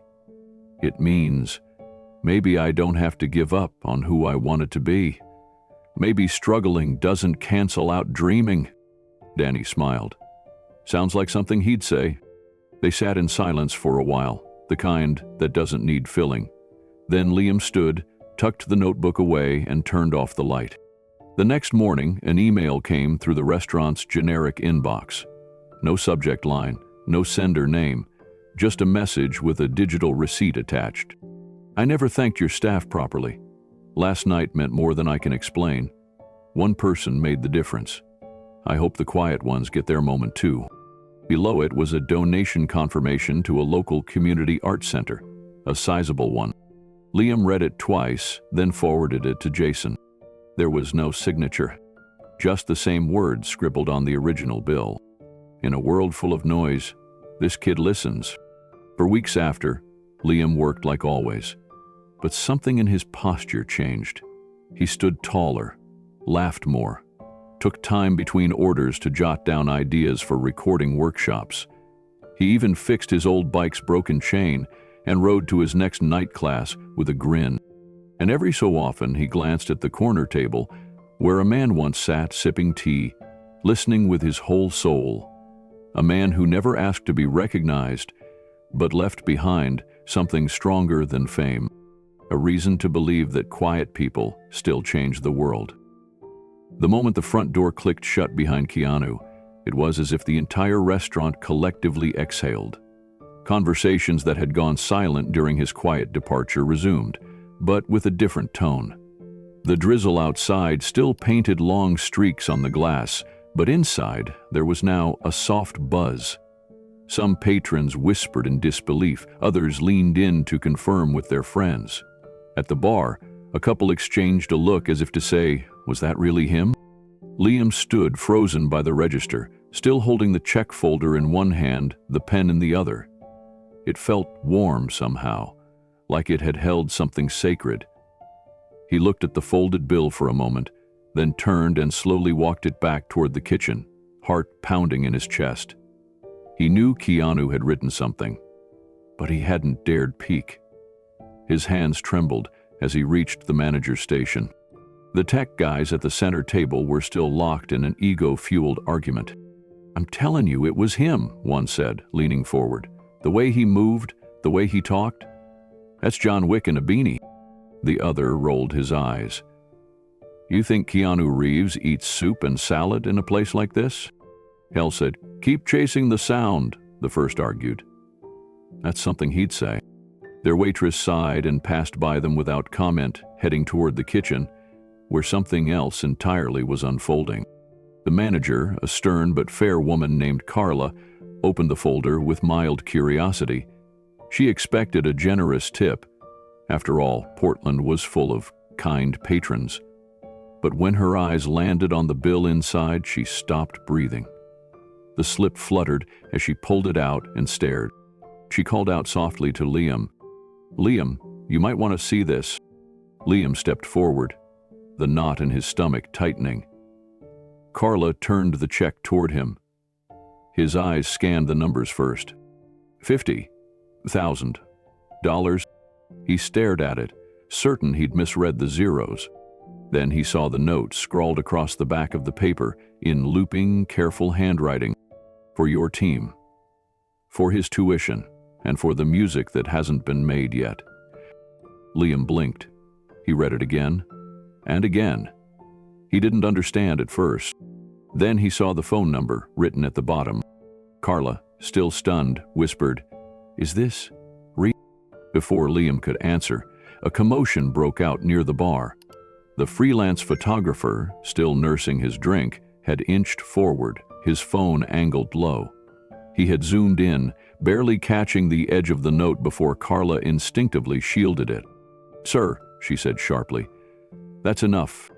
A security staff member on break helped usher the man out, his protests muffled under the sound of the door opening and closing once more. But the damage, or the miracle, was already done. The blurry photo of the back of the check, just legible enough to read the amount, and the last part of the note had been captured. It would be on a dozen social media feeds before midnight. Liam stood in silence, still trying to process the reality in front of him. The figure on the tip line didn't seem real. His throat tightened, and his hands felt strangely light, like his body had left him behind, and only his heartbeat remained. Carla placed a hand gently on his shoulder, her voice steadier than her eyes. "Help me to," she said. "This isn't just a gesture. He knew what he was doing." Liam looked down at the note again. "For your team, for his tuition, and for the music that hasn't been made yet." It felt like someone had opened a window in a room he'd been trapped in for years. All those nights studying with bloodshot eyes after double shifts. Those bus rides across town with a borrowed laptop. The community college counselor who told him maybe it was time to give up. And now this. Not a fantasy, not a gift card or a pat on the back. This was real. He gently touched the ink on the paper, as if trying to make sure it wouldn't fade. The restaurant was starting to hum again. The tech guys at the other table were still arguing, but their tones had shifted from arrogance to confusion. One of them had pulled up Google, searching for recent Keanu sightings. Another was zooming in on a blurred photo from the corner of the room. The freelance photographer had managed to capture just enough. A grainy image of the note, barely readable, but with the unmistakable signature that looked like a swirl at the bottom. Someone whispered, "That's his handwriting, right?" Across the dining area, Danny approached Liam with wide eyes. "Did he really leave that?" she whispered. Liam nodded. "What did the note say?" Liam looked around, then showed her. She covered her mouth with both hands and let out a tiny gasp. "He knew," she whispered. "He knew about you." He didn't know how. But somehow Keanu had seen through the sarcasm, the stress, the mask Liam wore every night. And instead of walking away, he'd leaned in. He'd listened. Behind the bar, Carla was already on the phone with someone. Her voice dropped low, cautious but purposeful. "I need to verify something.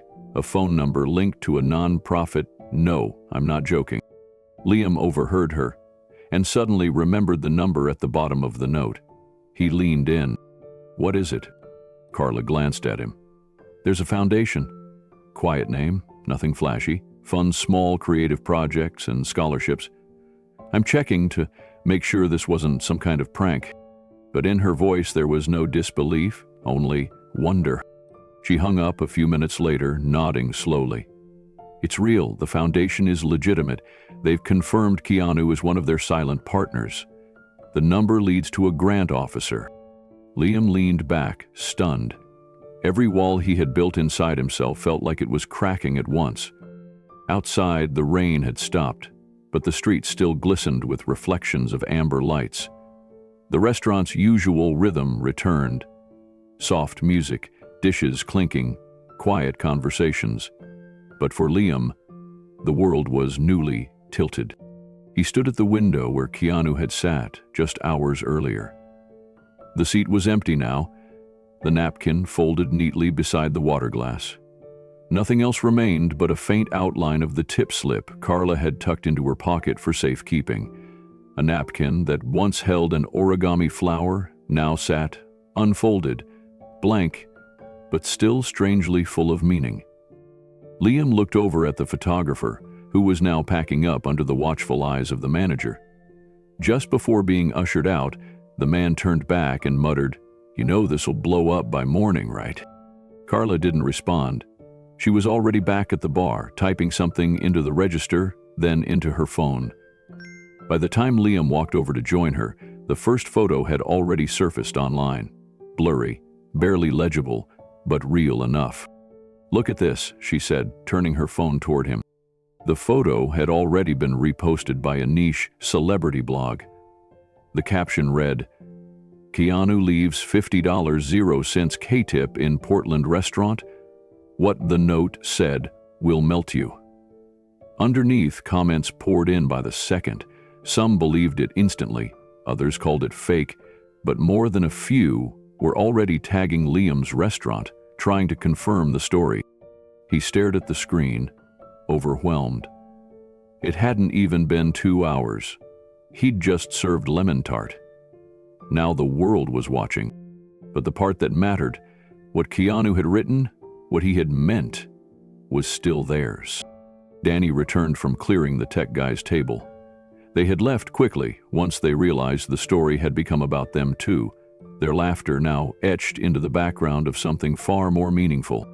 She handed Liam a sketchbook. "This was left behind by the little girl who drew that picture earlier," she said softly. "She wanted you to give it to the hero who gave the flower."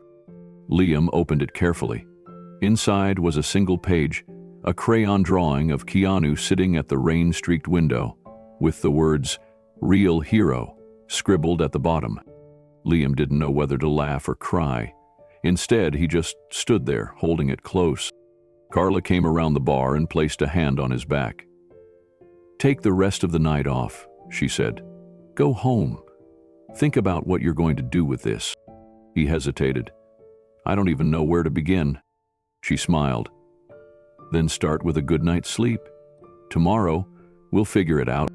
As he stepped outside into the cool night, the city smelled like wet pavement and new beginnings. Liam tucked the sketchbook under his arm and glanced back once more at the restaurant. He didn't know what the coming days would bring. Questions, headlines, maybe even cynics. But one thing was certain. He'd been seen. And the note Keanu left behind wasn't just for the restaurant. It was a map. By the time the sun rose over Portland, the story had already begun to spread like wildfire. It started with a single blurry image posted on a local food blogger's late-night thread. A slightly crooked photo of a bill, scrawled handwriting on the back, and the unmistakable silhouette of a man walking away in a rain-soaked jacket.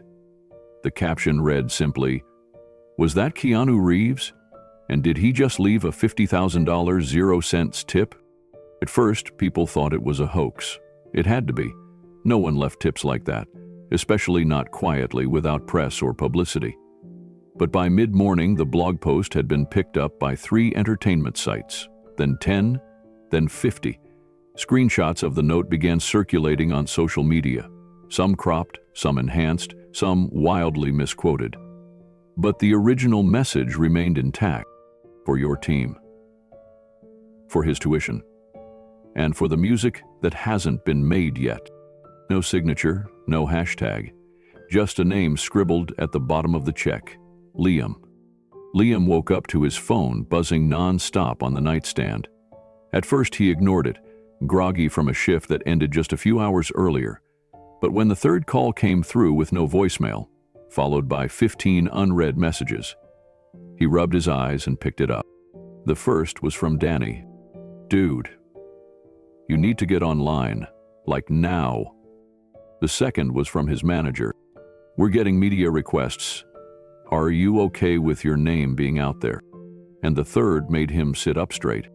"Hey, this is Professor Linda Carlson from PSU's Music Production Department. Someone forwarded me your story. I'd love to talk with you about scholarship opportunities." Liam's mouth went dry. He clicked open his browser and typed in his name. There it was.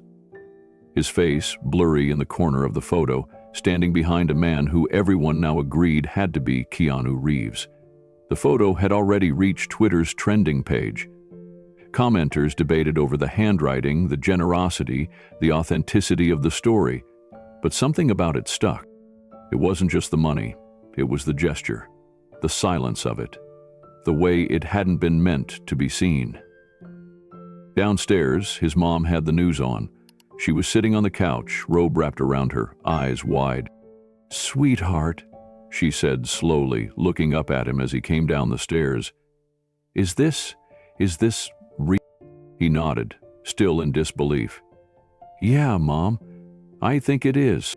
She reached for his hand, squeezing it as if to make sure he was real too. The restaurant's phone had been ringing since 8. Journalists, morning shows, podcasts, local and national outlets. A few had even sent camera crews to stand across the street, hoping to catch the waiter with the $50,000 0-cent story walking in. And through it all, Liam still hadn't heard a single word from Keanu Reeves. Later that afternoon, Liam sat on the small break bench behind the restaurant, his phone buzzing with notifications he had no energy to check. He stared out at the gray sky, still trying to make sense of everything. It had all moved too fast. He wasn't used to this kind of attention. He wasn't chasing it. All he wanted was to work his shift, go home, and maybe squeeze in a music theory video online if his brain wasn't fried. But now, everything was different. A quiet knock on the back door pulled him from his thoughts. It was Danny.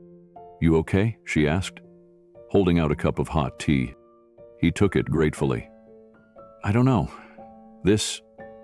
It doesn't feel real." She nodded, then smiled. "You should have seen the look on the manager's face when he read that check. I thought he was going to faint." Liam let out a soft laugh, but it didn't quite reach his eyes. Why me? Because you listened, Danny said simply. And maybe because someone finally saw how hard you're trying. He looked down, remembering the exact moment Keanu had asked him, if money weren't a problem, what would you do tomorrow? It hadn't felt like a test. It had felt like a door opening. The restaurant had decided to temporarily close for the evening to manage the chaos. A few of the other waitstaff were fielding phone calls, trying to screen the legitimate inquiries from the nonsense. One man had offered to buy the napkin origami Keanu had made for $1,000, 0 cents. Another asked for Liam's playlist, convinced Keanu had listened to it, and that was why he left the tip. Liam's manager approached quietly, holding an envelope. This came in about 20 minutes ago, courier, no return address. Liam took it, eyebrows raised, and opened it slowly. Inside was a single sheet of thick paper with a short message. Keep your feet on the ground, but let your music fly. We're listening.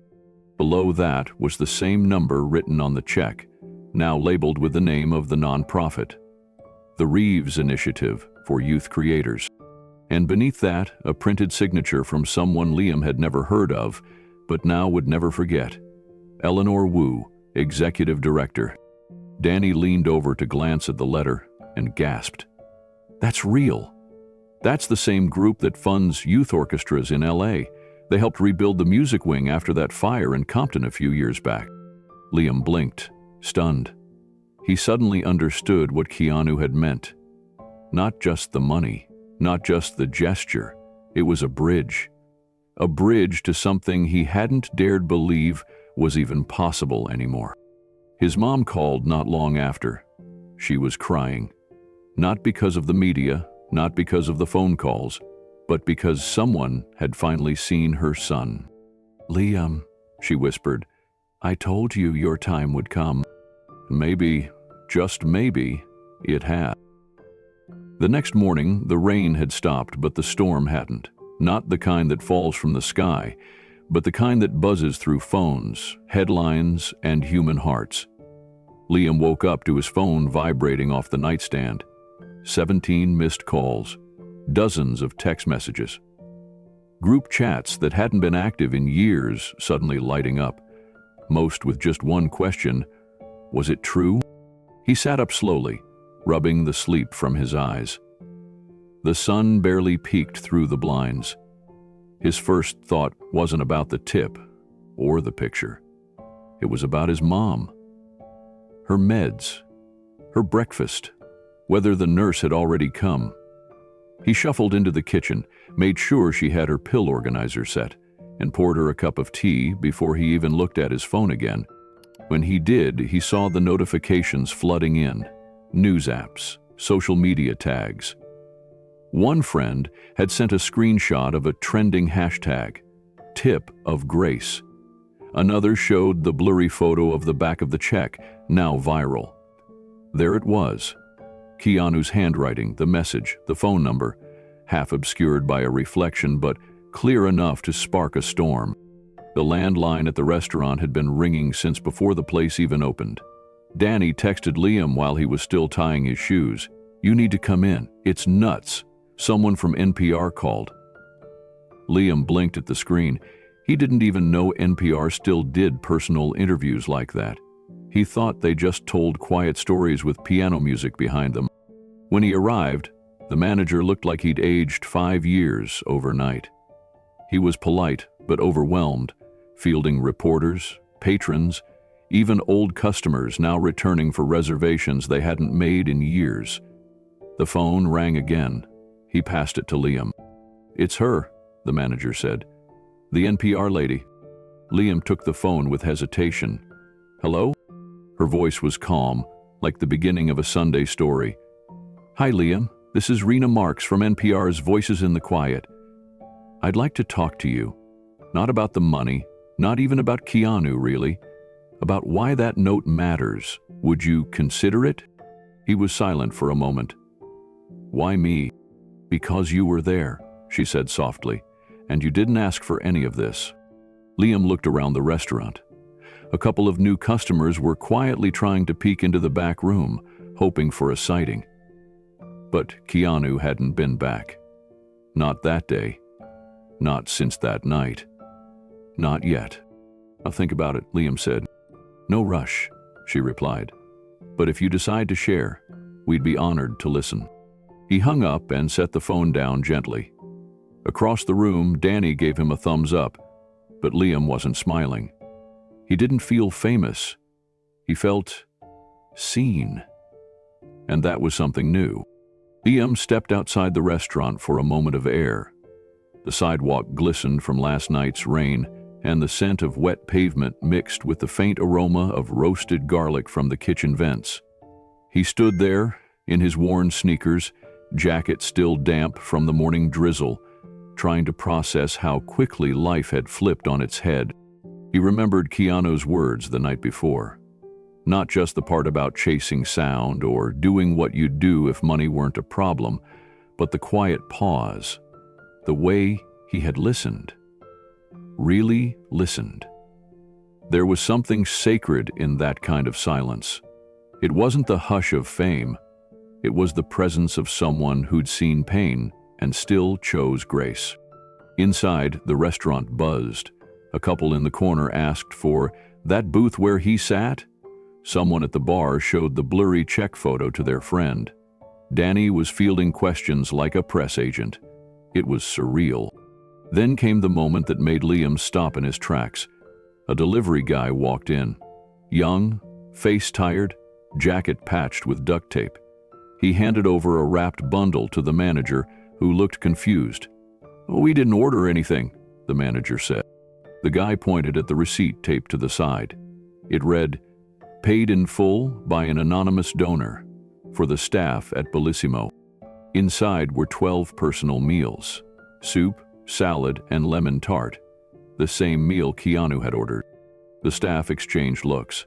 Danny whispered, "He's still watching, isn't he?" Liam didn't answer. He wasn't sure. But he knew this wasn't about the tip anymore. It was something else. Something bigger.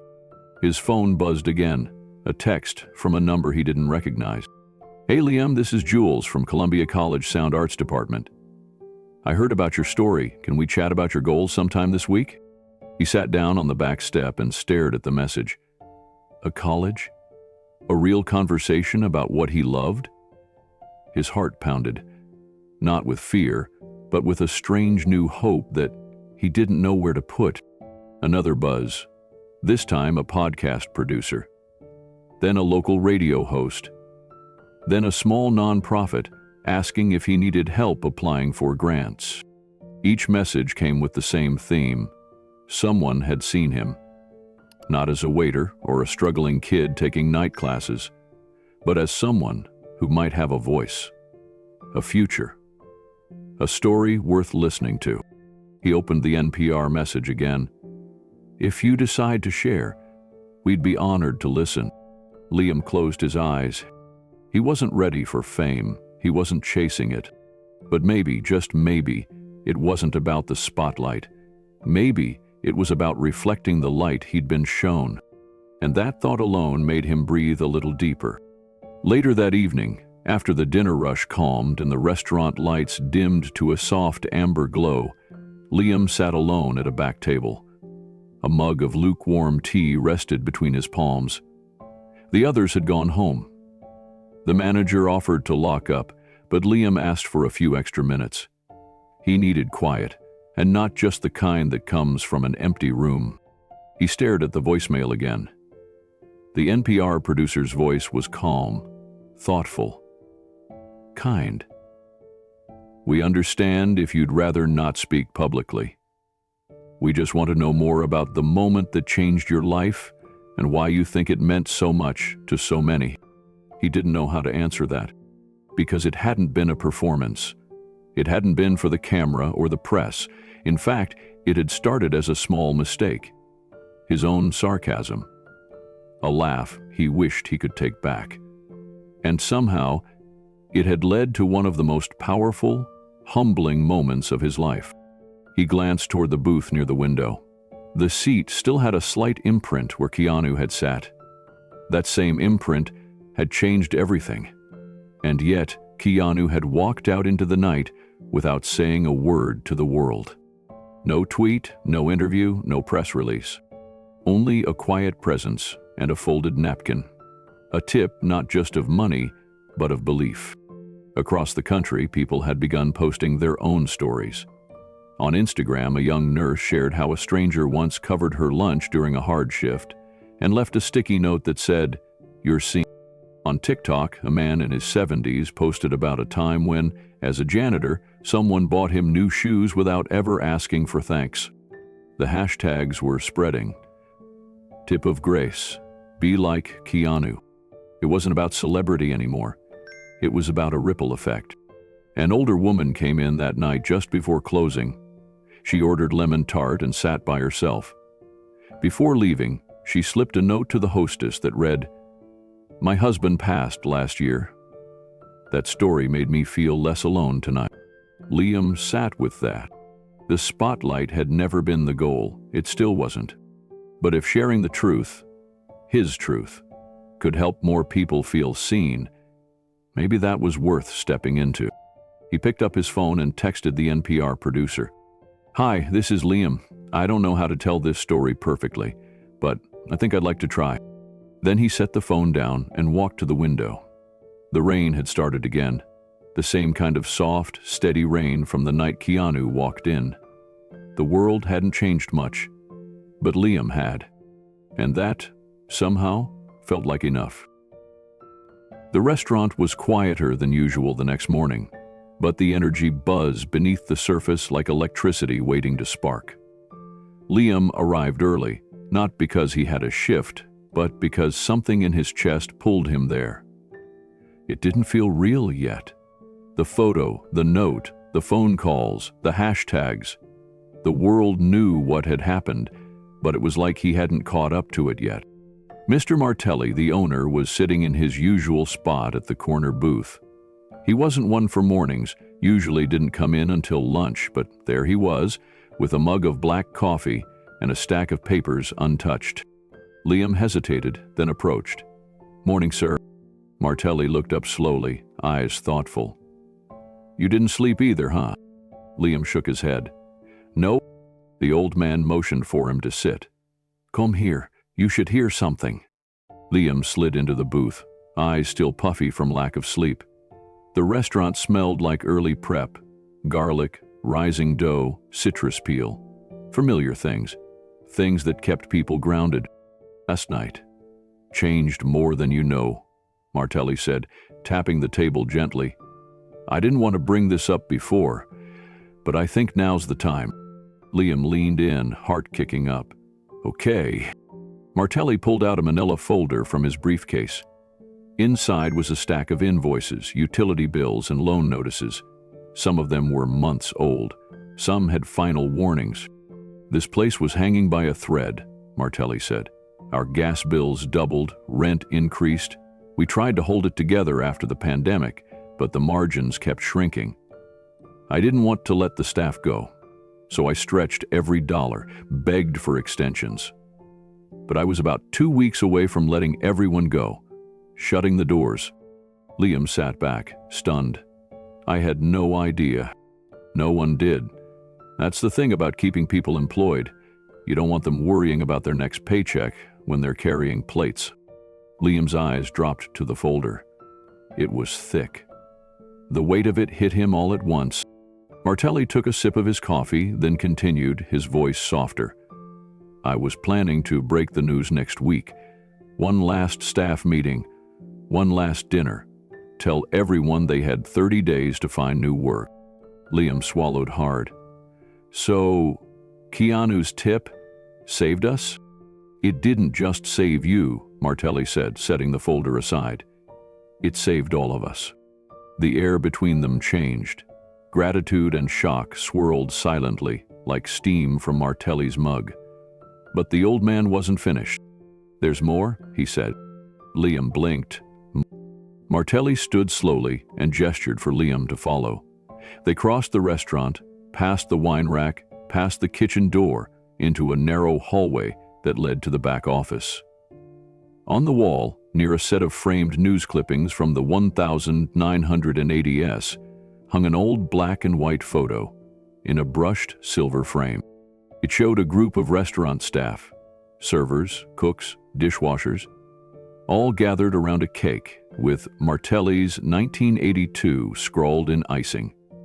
Near the center stood a young woman in her early 20s, big smile, apron smeared with flour, her arm slung around a fellow server. Martelli pointed to her, there in shock. He said, "Is Patricia Taylor?" Liam frowned. "Who's Keanu Reeves' mother?" Liam stared at the photo, his brain scrambling to match the name to the image. Patricia Taylor. That was her. That had to be her. The same cheekbones, the same softness in the eyes that Keanu carried. He had never known what Keanu's mother looked like, but now that he saw her, it all made sense. "Has he worked here?"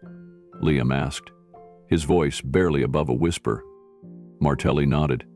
"She came in asking for anything? Dishwasher, server, cleaner, didn't matter. Said she was trying to get back on her feet with her son. I was younger back then, just taken over from my father. She became one of our best workers. Never late, never complained." Liam leaned in, studying the face in the photo. She looked proud, not beaten down by the world, even though Martelli's story said otherwise. "Did Keanu ever come in with her?" Liam asked. Martelli paused. "Once or twice, just a little kid. Quiet, polite. He'd sit at that corner booth with a coloring book while she worked the back shift. I remember he always said thank you when I brought him a slice of bread." Liam's mouth went dry. "And he never mentioned this? Last night, I mean." Martelli shook his head slowly. "Not a word. Not when he came in, not when he left. Nothing." The silence between them grew heavy, not with awkwardness, but with something deeper. Reverence. Humility. "Do you think that's why he came back?" Liam asked, eyes still on the photo. "I think," Martelli said carefully, "that this place is part of his roots, and roots don't shout, they whisper." Liam nodded slowly. "He sat right next to that photo." Martelli smiled faintly. "He did." They both stood there for a while, looking at the image like it held answers. In a way, it did. It connected dots that Liam hadn't even known were waiting to be joined. Martelli finally exhaled. "We've had celebrities come through here before. Portland's small like that. But none of them came back this quietly. None of them left behind $50,000 and disappeared like it was a napkin." Liam looked up. "You're going to tell the staff?" "Eventually. Today I just want people to breathe. Let the truth settle. Let the hope land." As they walked back toward the dining area, Liam felt something inside him shift. The weight of what had happened wasn't just about a big tip or a viral post. It was about legacy, about unseen histories that quietly shaped the present. The phone rang again behind the bar. Another journalist, no doubt. Another inquiry about the mysterious gift and the note. But Liam ignored it. He walked to the table where Keanu had sat and lowered himself into the seat. The rain outside had stopped, but the pavement still glistened. He looked down at the linen napkin, still folded neatly. For a second, it looked like it might still hold the warmth of a man who never once asked to be noticed. Martelli stood nearby, arms crossed. "You ever think about how the biggest things in life don't make any noise?" Liam nodded slowly. "Yeah, last night was quiet." Martelli smiled.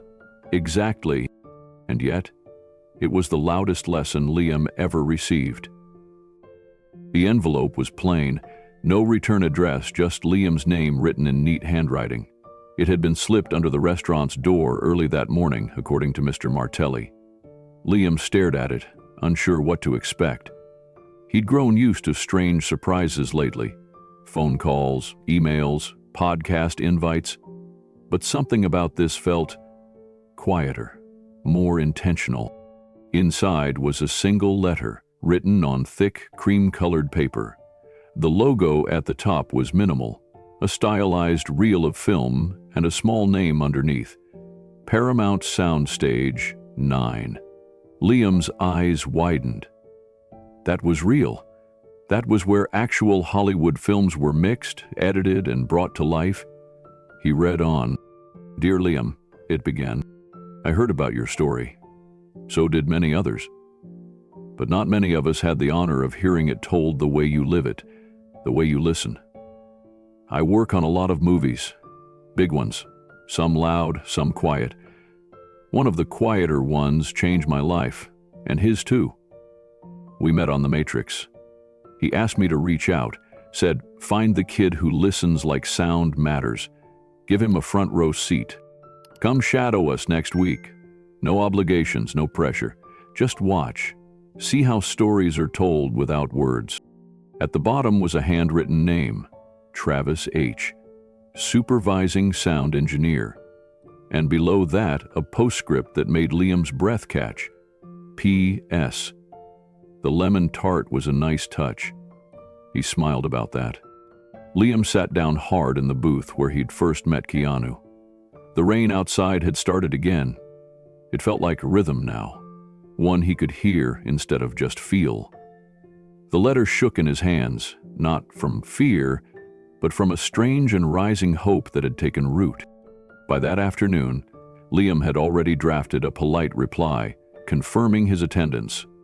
But before he sent it, he did something else, something he'd been too nervous to do until now.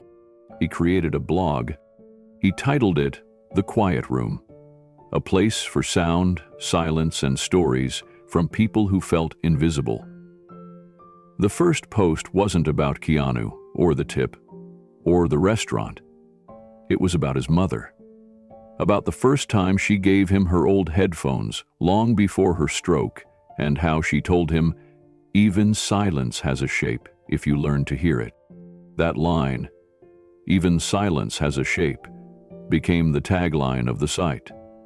And by the next morning, it had already been shared nearly 100 times. The blog took off faster than Liam expected. At first, it was just friends and classmates sharing his posts, stories of growing up with a sick parent, of long shifts and longer nights, of finding solace in the tiny details of background soundtracks. But then, a middle school teacher from Ohio commented that her students had been inspired by his post on how ambient noise tells emotional stories in films. A librarian in Detroit asked for permission to print his blog as handouts for their teen audio club. The ripple kept spreading. A week later, Liam received another email, this time from a local nonprofit called Tune Forward. They specialized in educational tools for underserved youth in Portland. They had read his post titled "Why Raindrops Matter in Film," and they wanted to help. Their offer was both surreal and simple: a fully funded mobile sound lab built into a van where Liam could travel to schools, parks, or shelters and teach kids the basics of sound design. He read the email 3 times before believing it was real. A mobile lab, his dream, with wheels. Liam met with the nonprofit director, a woman named Cheryl who had grown up in foster care, and said she once escaped the trauma of silence through the hum of a broken Walkman. She understood sound the way he did, not just as technology, but as memory, as healing. They planned routes and workshops, brainstormed how to make it accessible. The van would be stocked with second-hand laptops, noise-canceling headphones, and portable microphones. The first workshop was scheduled for late spring, and still, Liam didn't speak much about the man who quietly changed everything. When asked, he'd only say, "Sometimes the loudest kindness is the kind you never hear coming," with Detroit. But the kindness echoed anyway. On the set of the film he shadowed, Liam wore borrowed headphones and stood in awe as the sound engineer layered a gust of wind over a silent meadow scene. He saw how footsteps could shape tension, how silence wasn't absence, but space.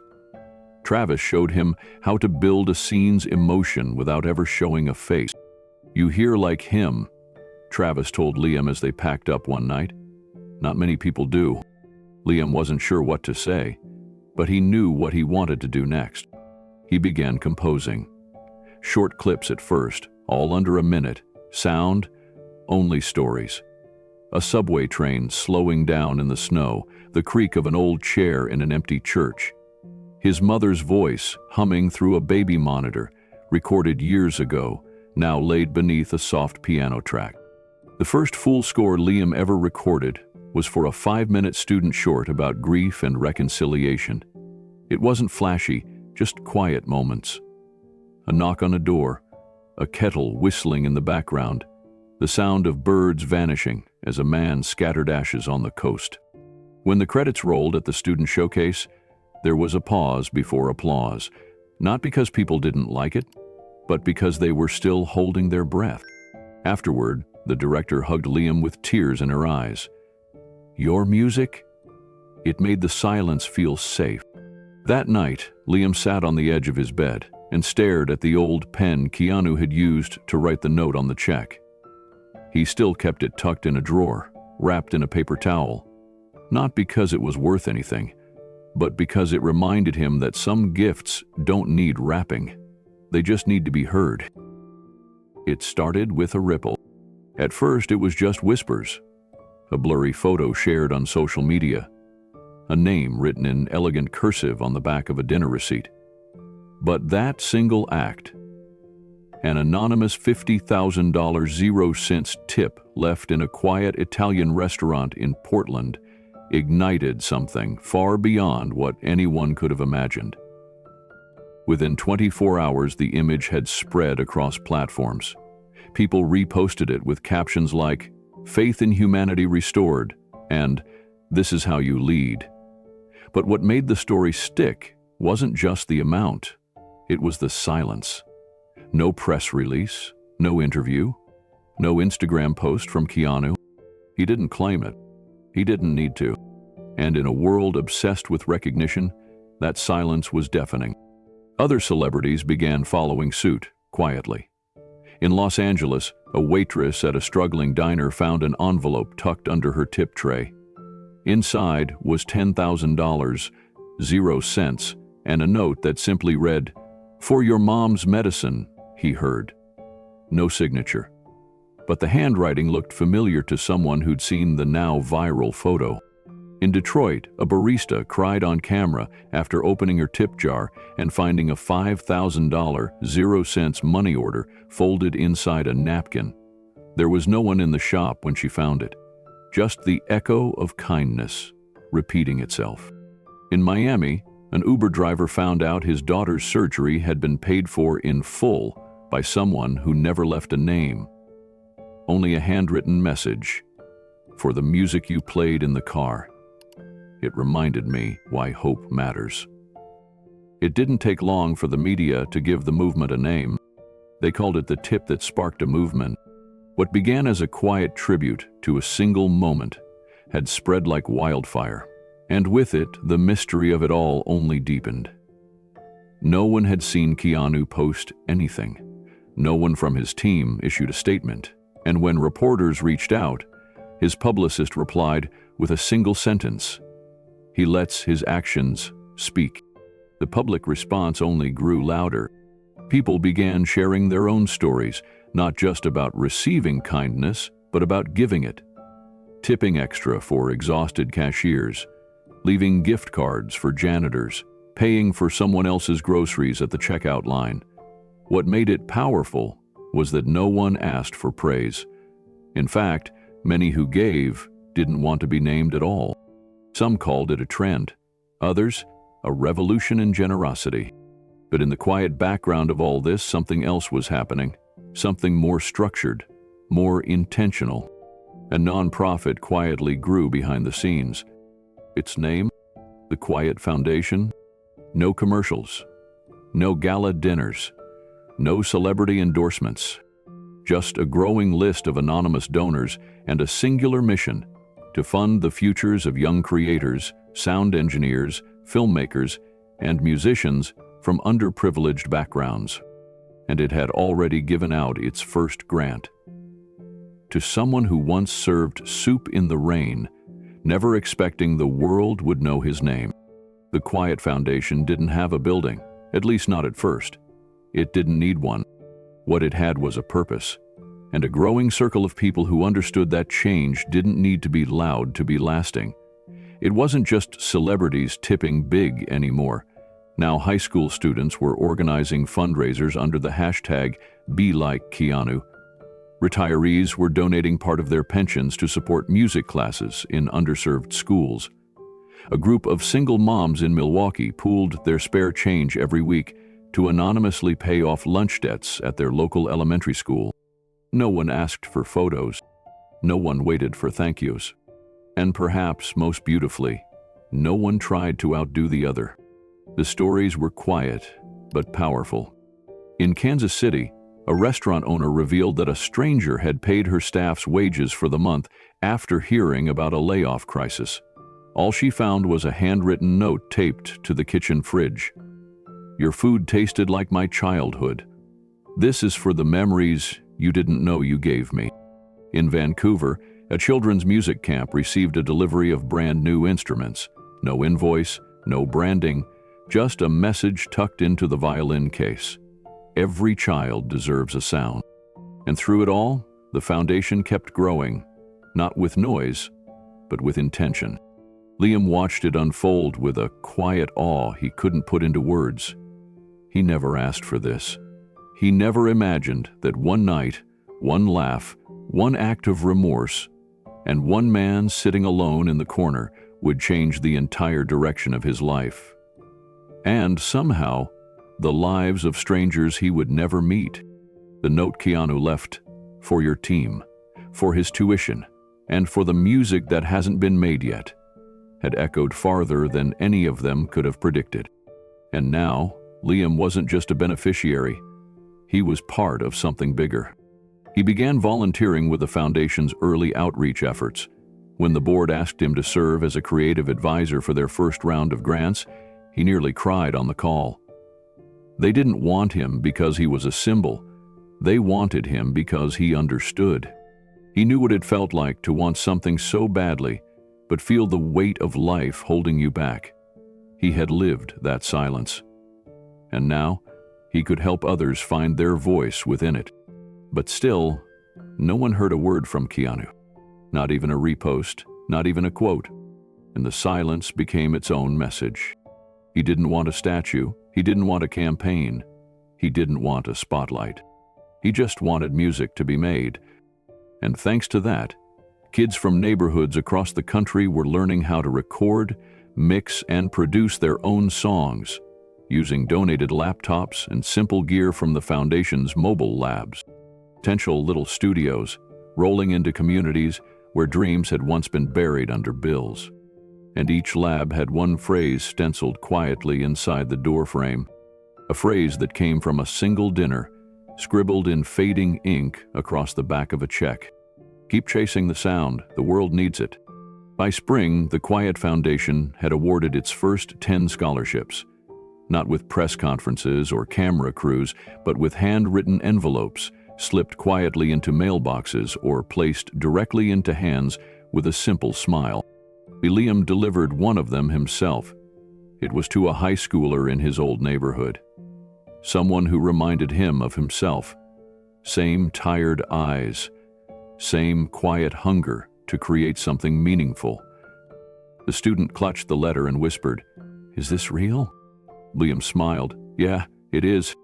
Back at the restaurant, a framed copy of Keanu's note now hung beside the photo of his mother.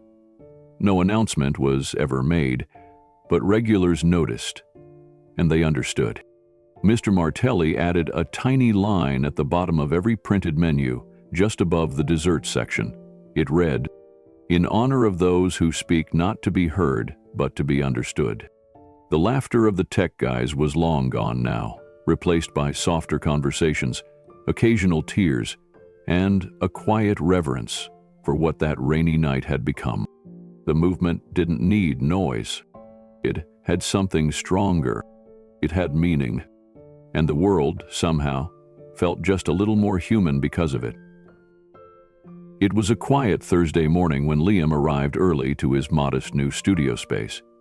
The building was tucked behind a community center in northeast Portland. Just a converted classroom with foam panels lining the walls and a makeshift desk made from repurposed stage platforms. The ceiling leaked in one corner, but the equipment worked, and for Liam, it was sacred ground. As he fumbled with the lock and opened the door, the sound of faint rain tapping on the glass above made him pause. The city outside was waking up slowly, cars crawling through wet streets, horns muffled by the mist. Inside, the silence was calming. He set down his backpack and flipped on the lights. There, resting on the folding chair by the mixing board, was a plain manila envelope. No stamps, no markings, just his name written in black ink, simple and deliberate. Liam froze. He looked around, unsure how it had gotten there.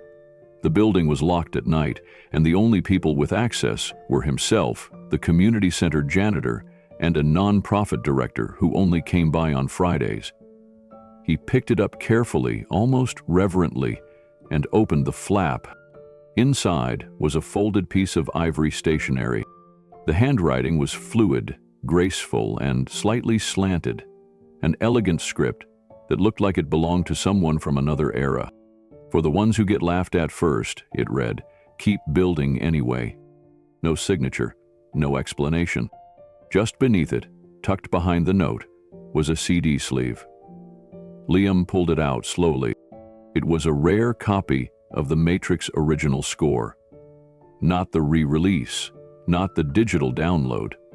This one was printed in 1999, the cover art slightly faded with time.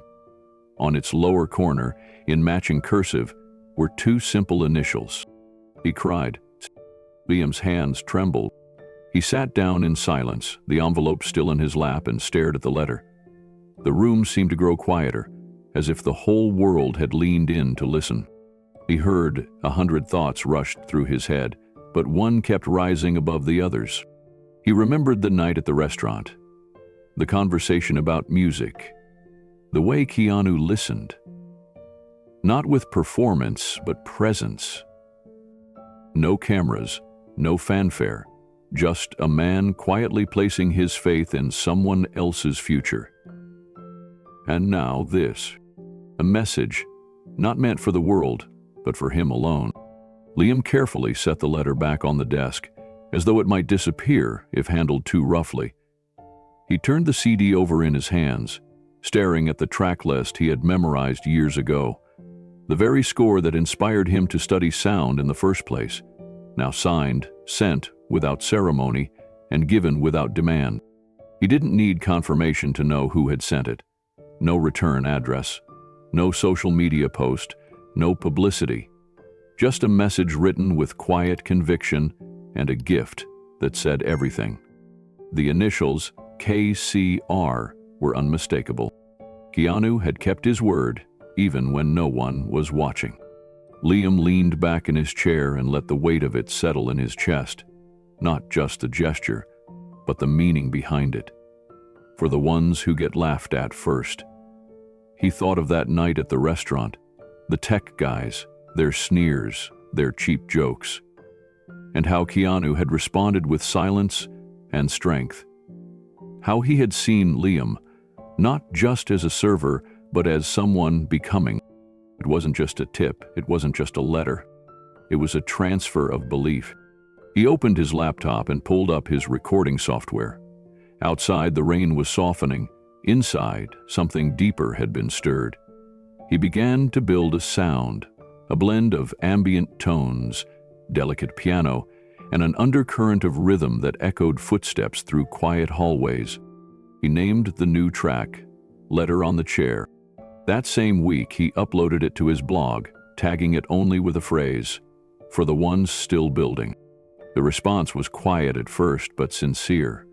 Musicians from smaller cities, students from underfunded schools, people working minimum wage jobs while chasing dreams at night, all of them left comments.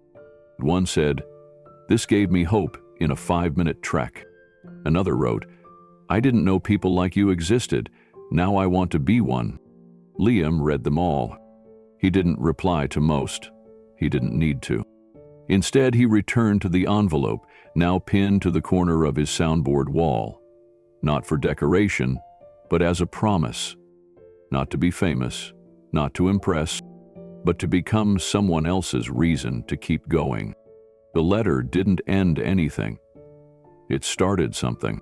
Something far bigger than Liam. Something that, like sound, moved unseen, but could be felt everywhere. And from that day forward, every song he created started with the same question. Who needs to hear this?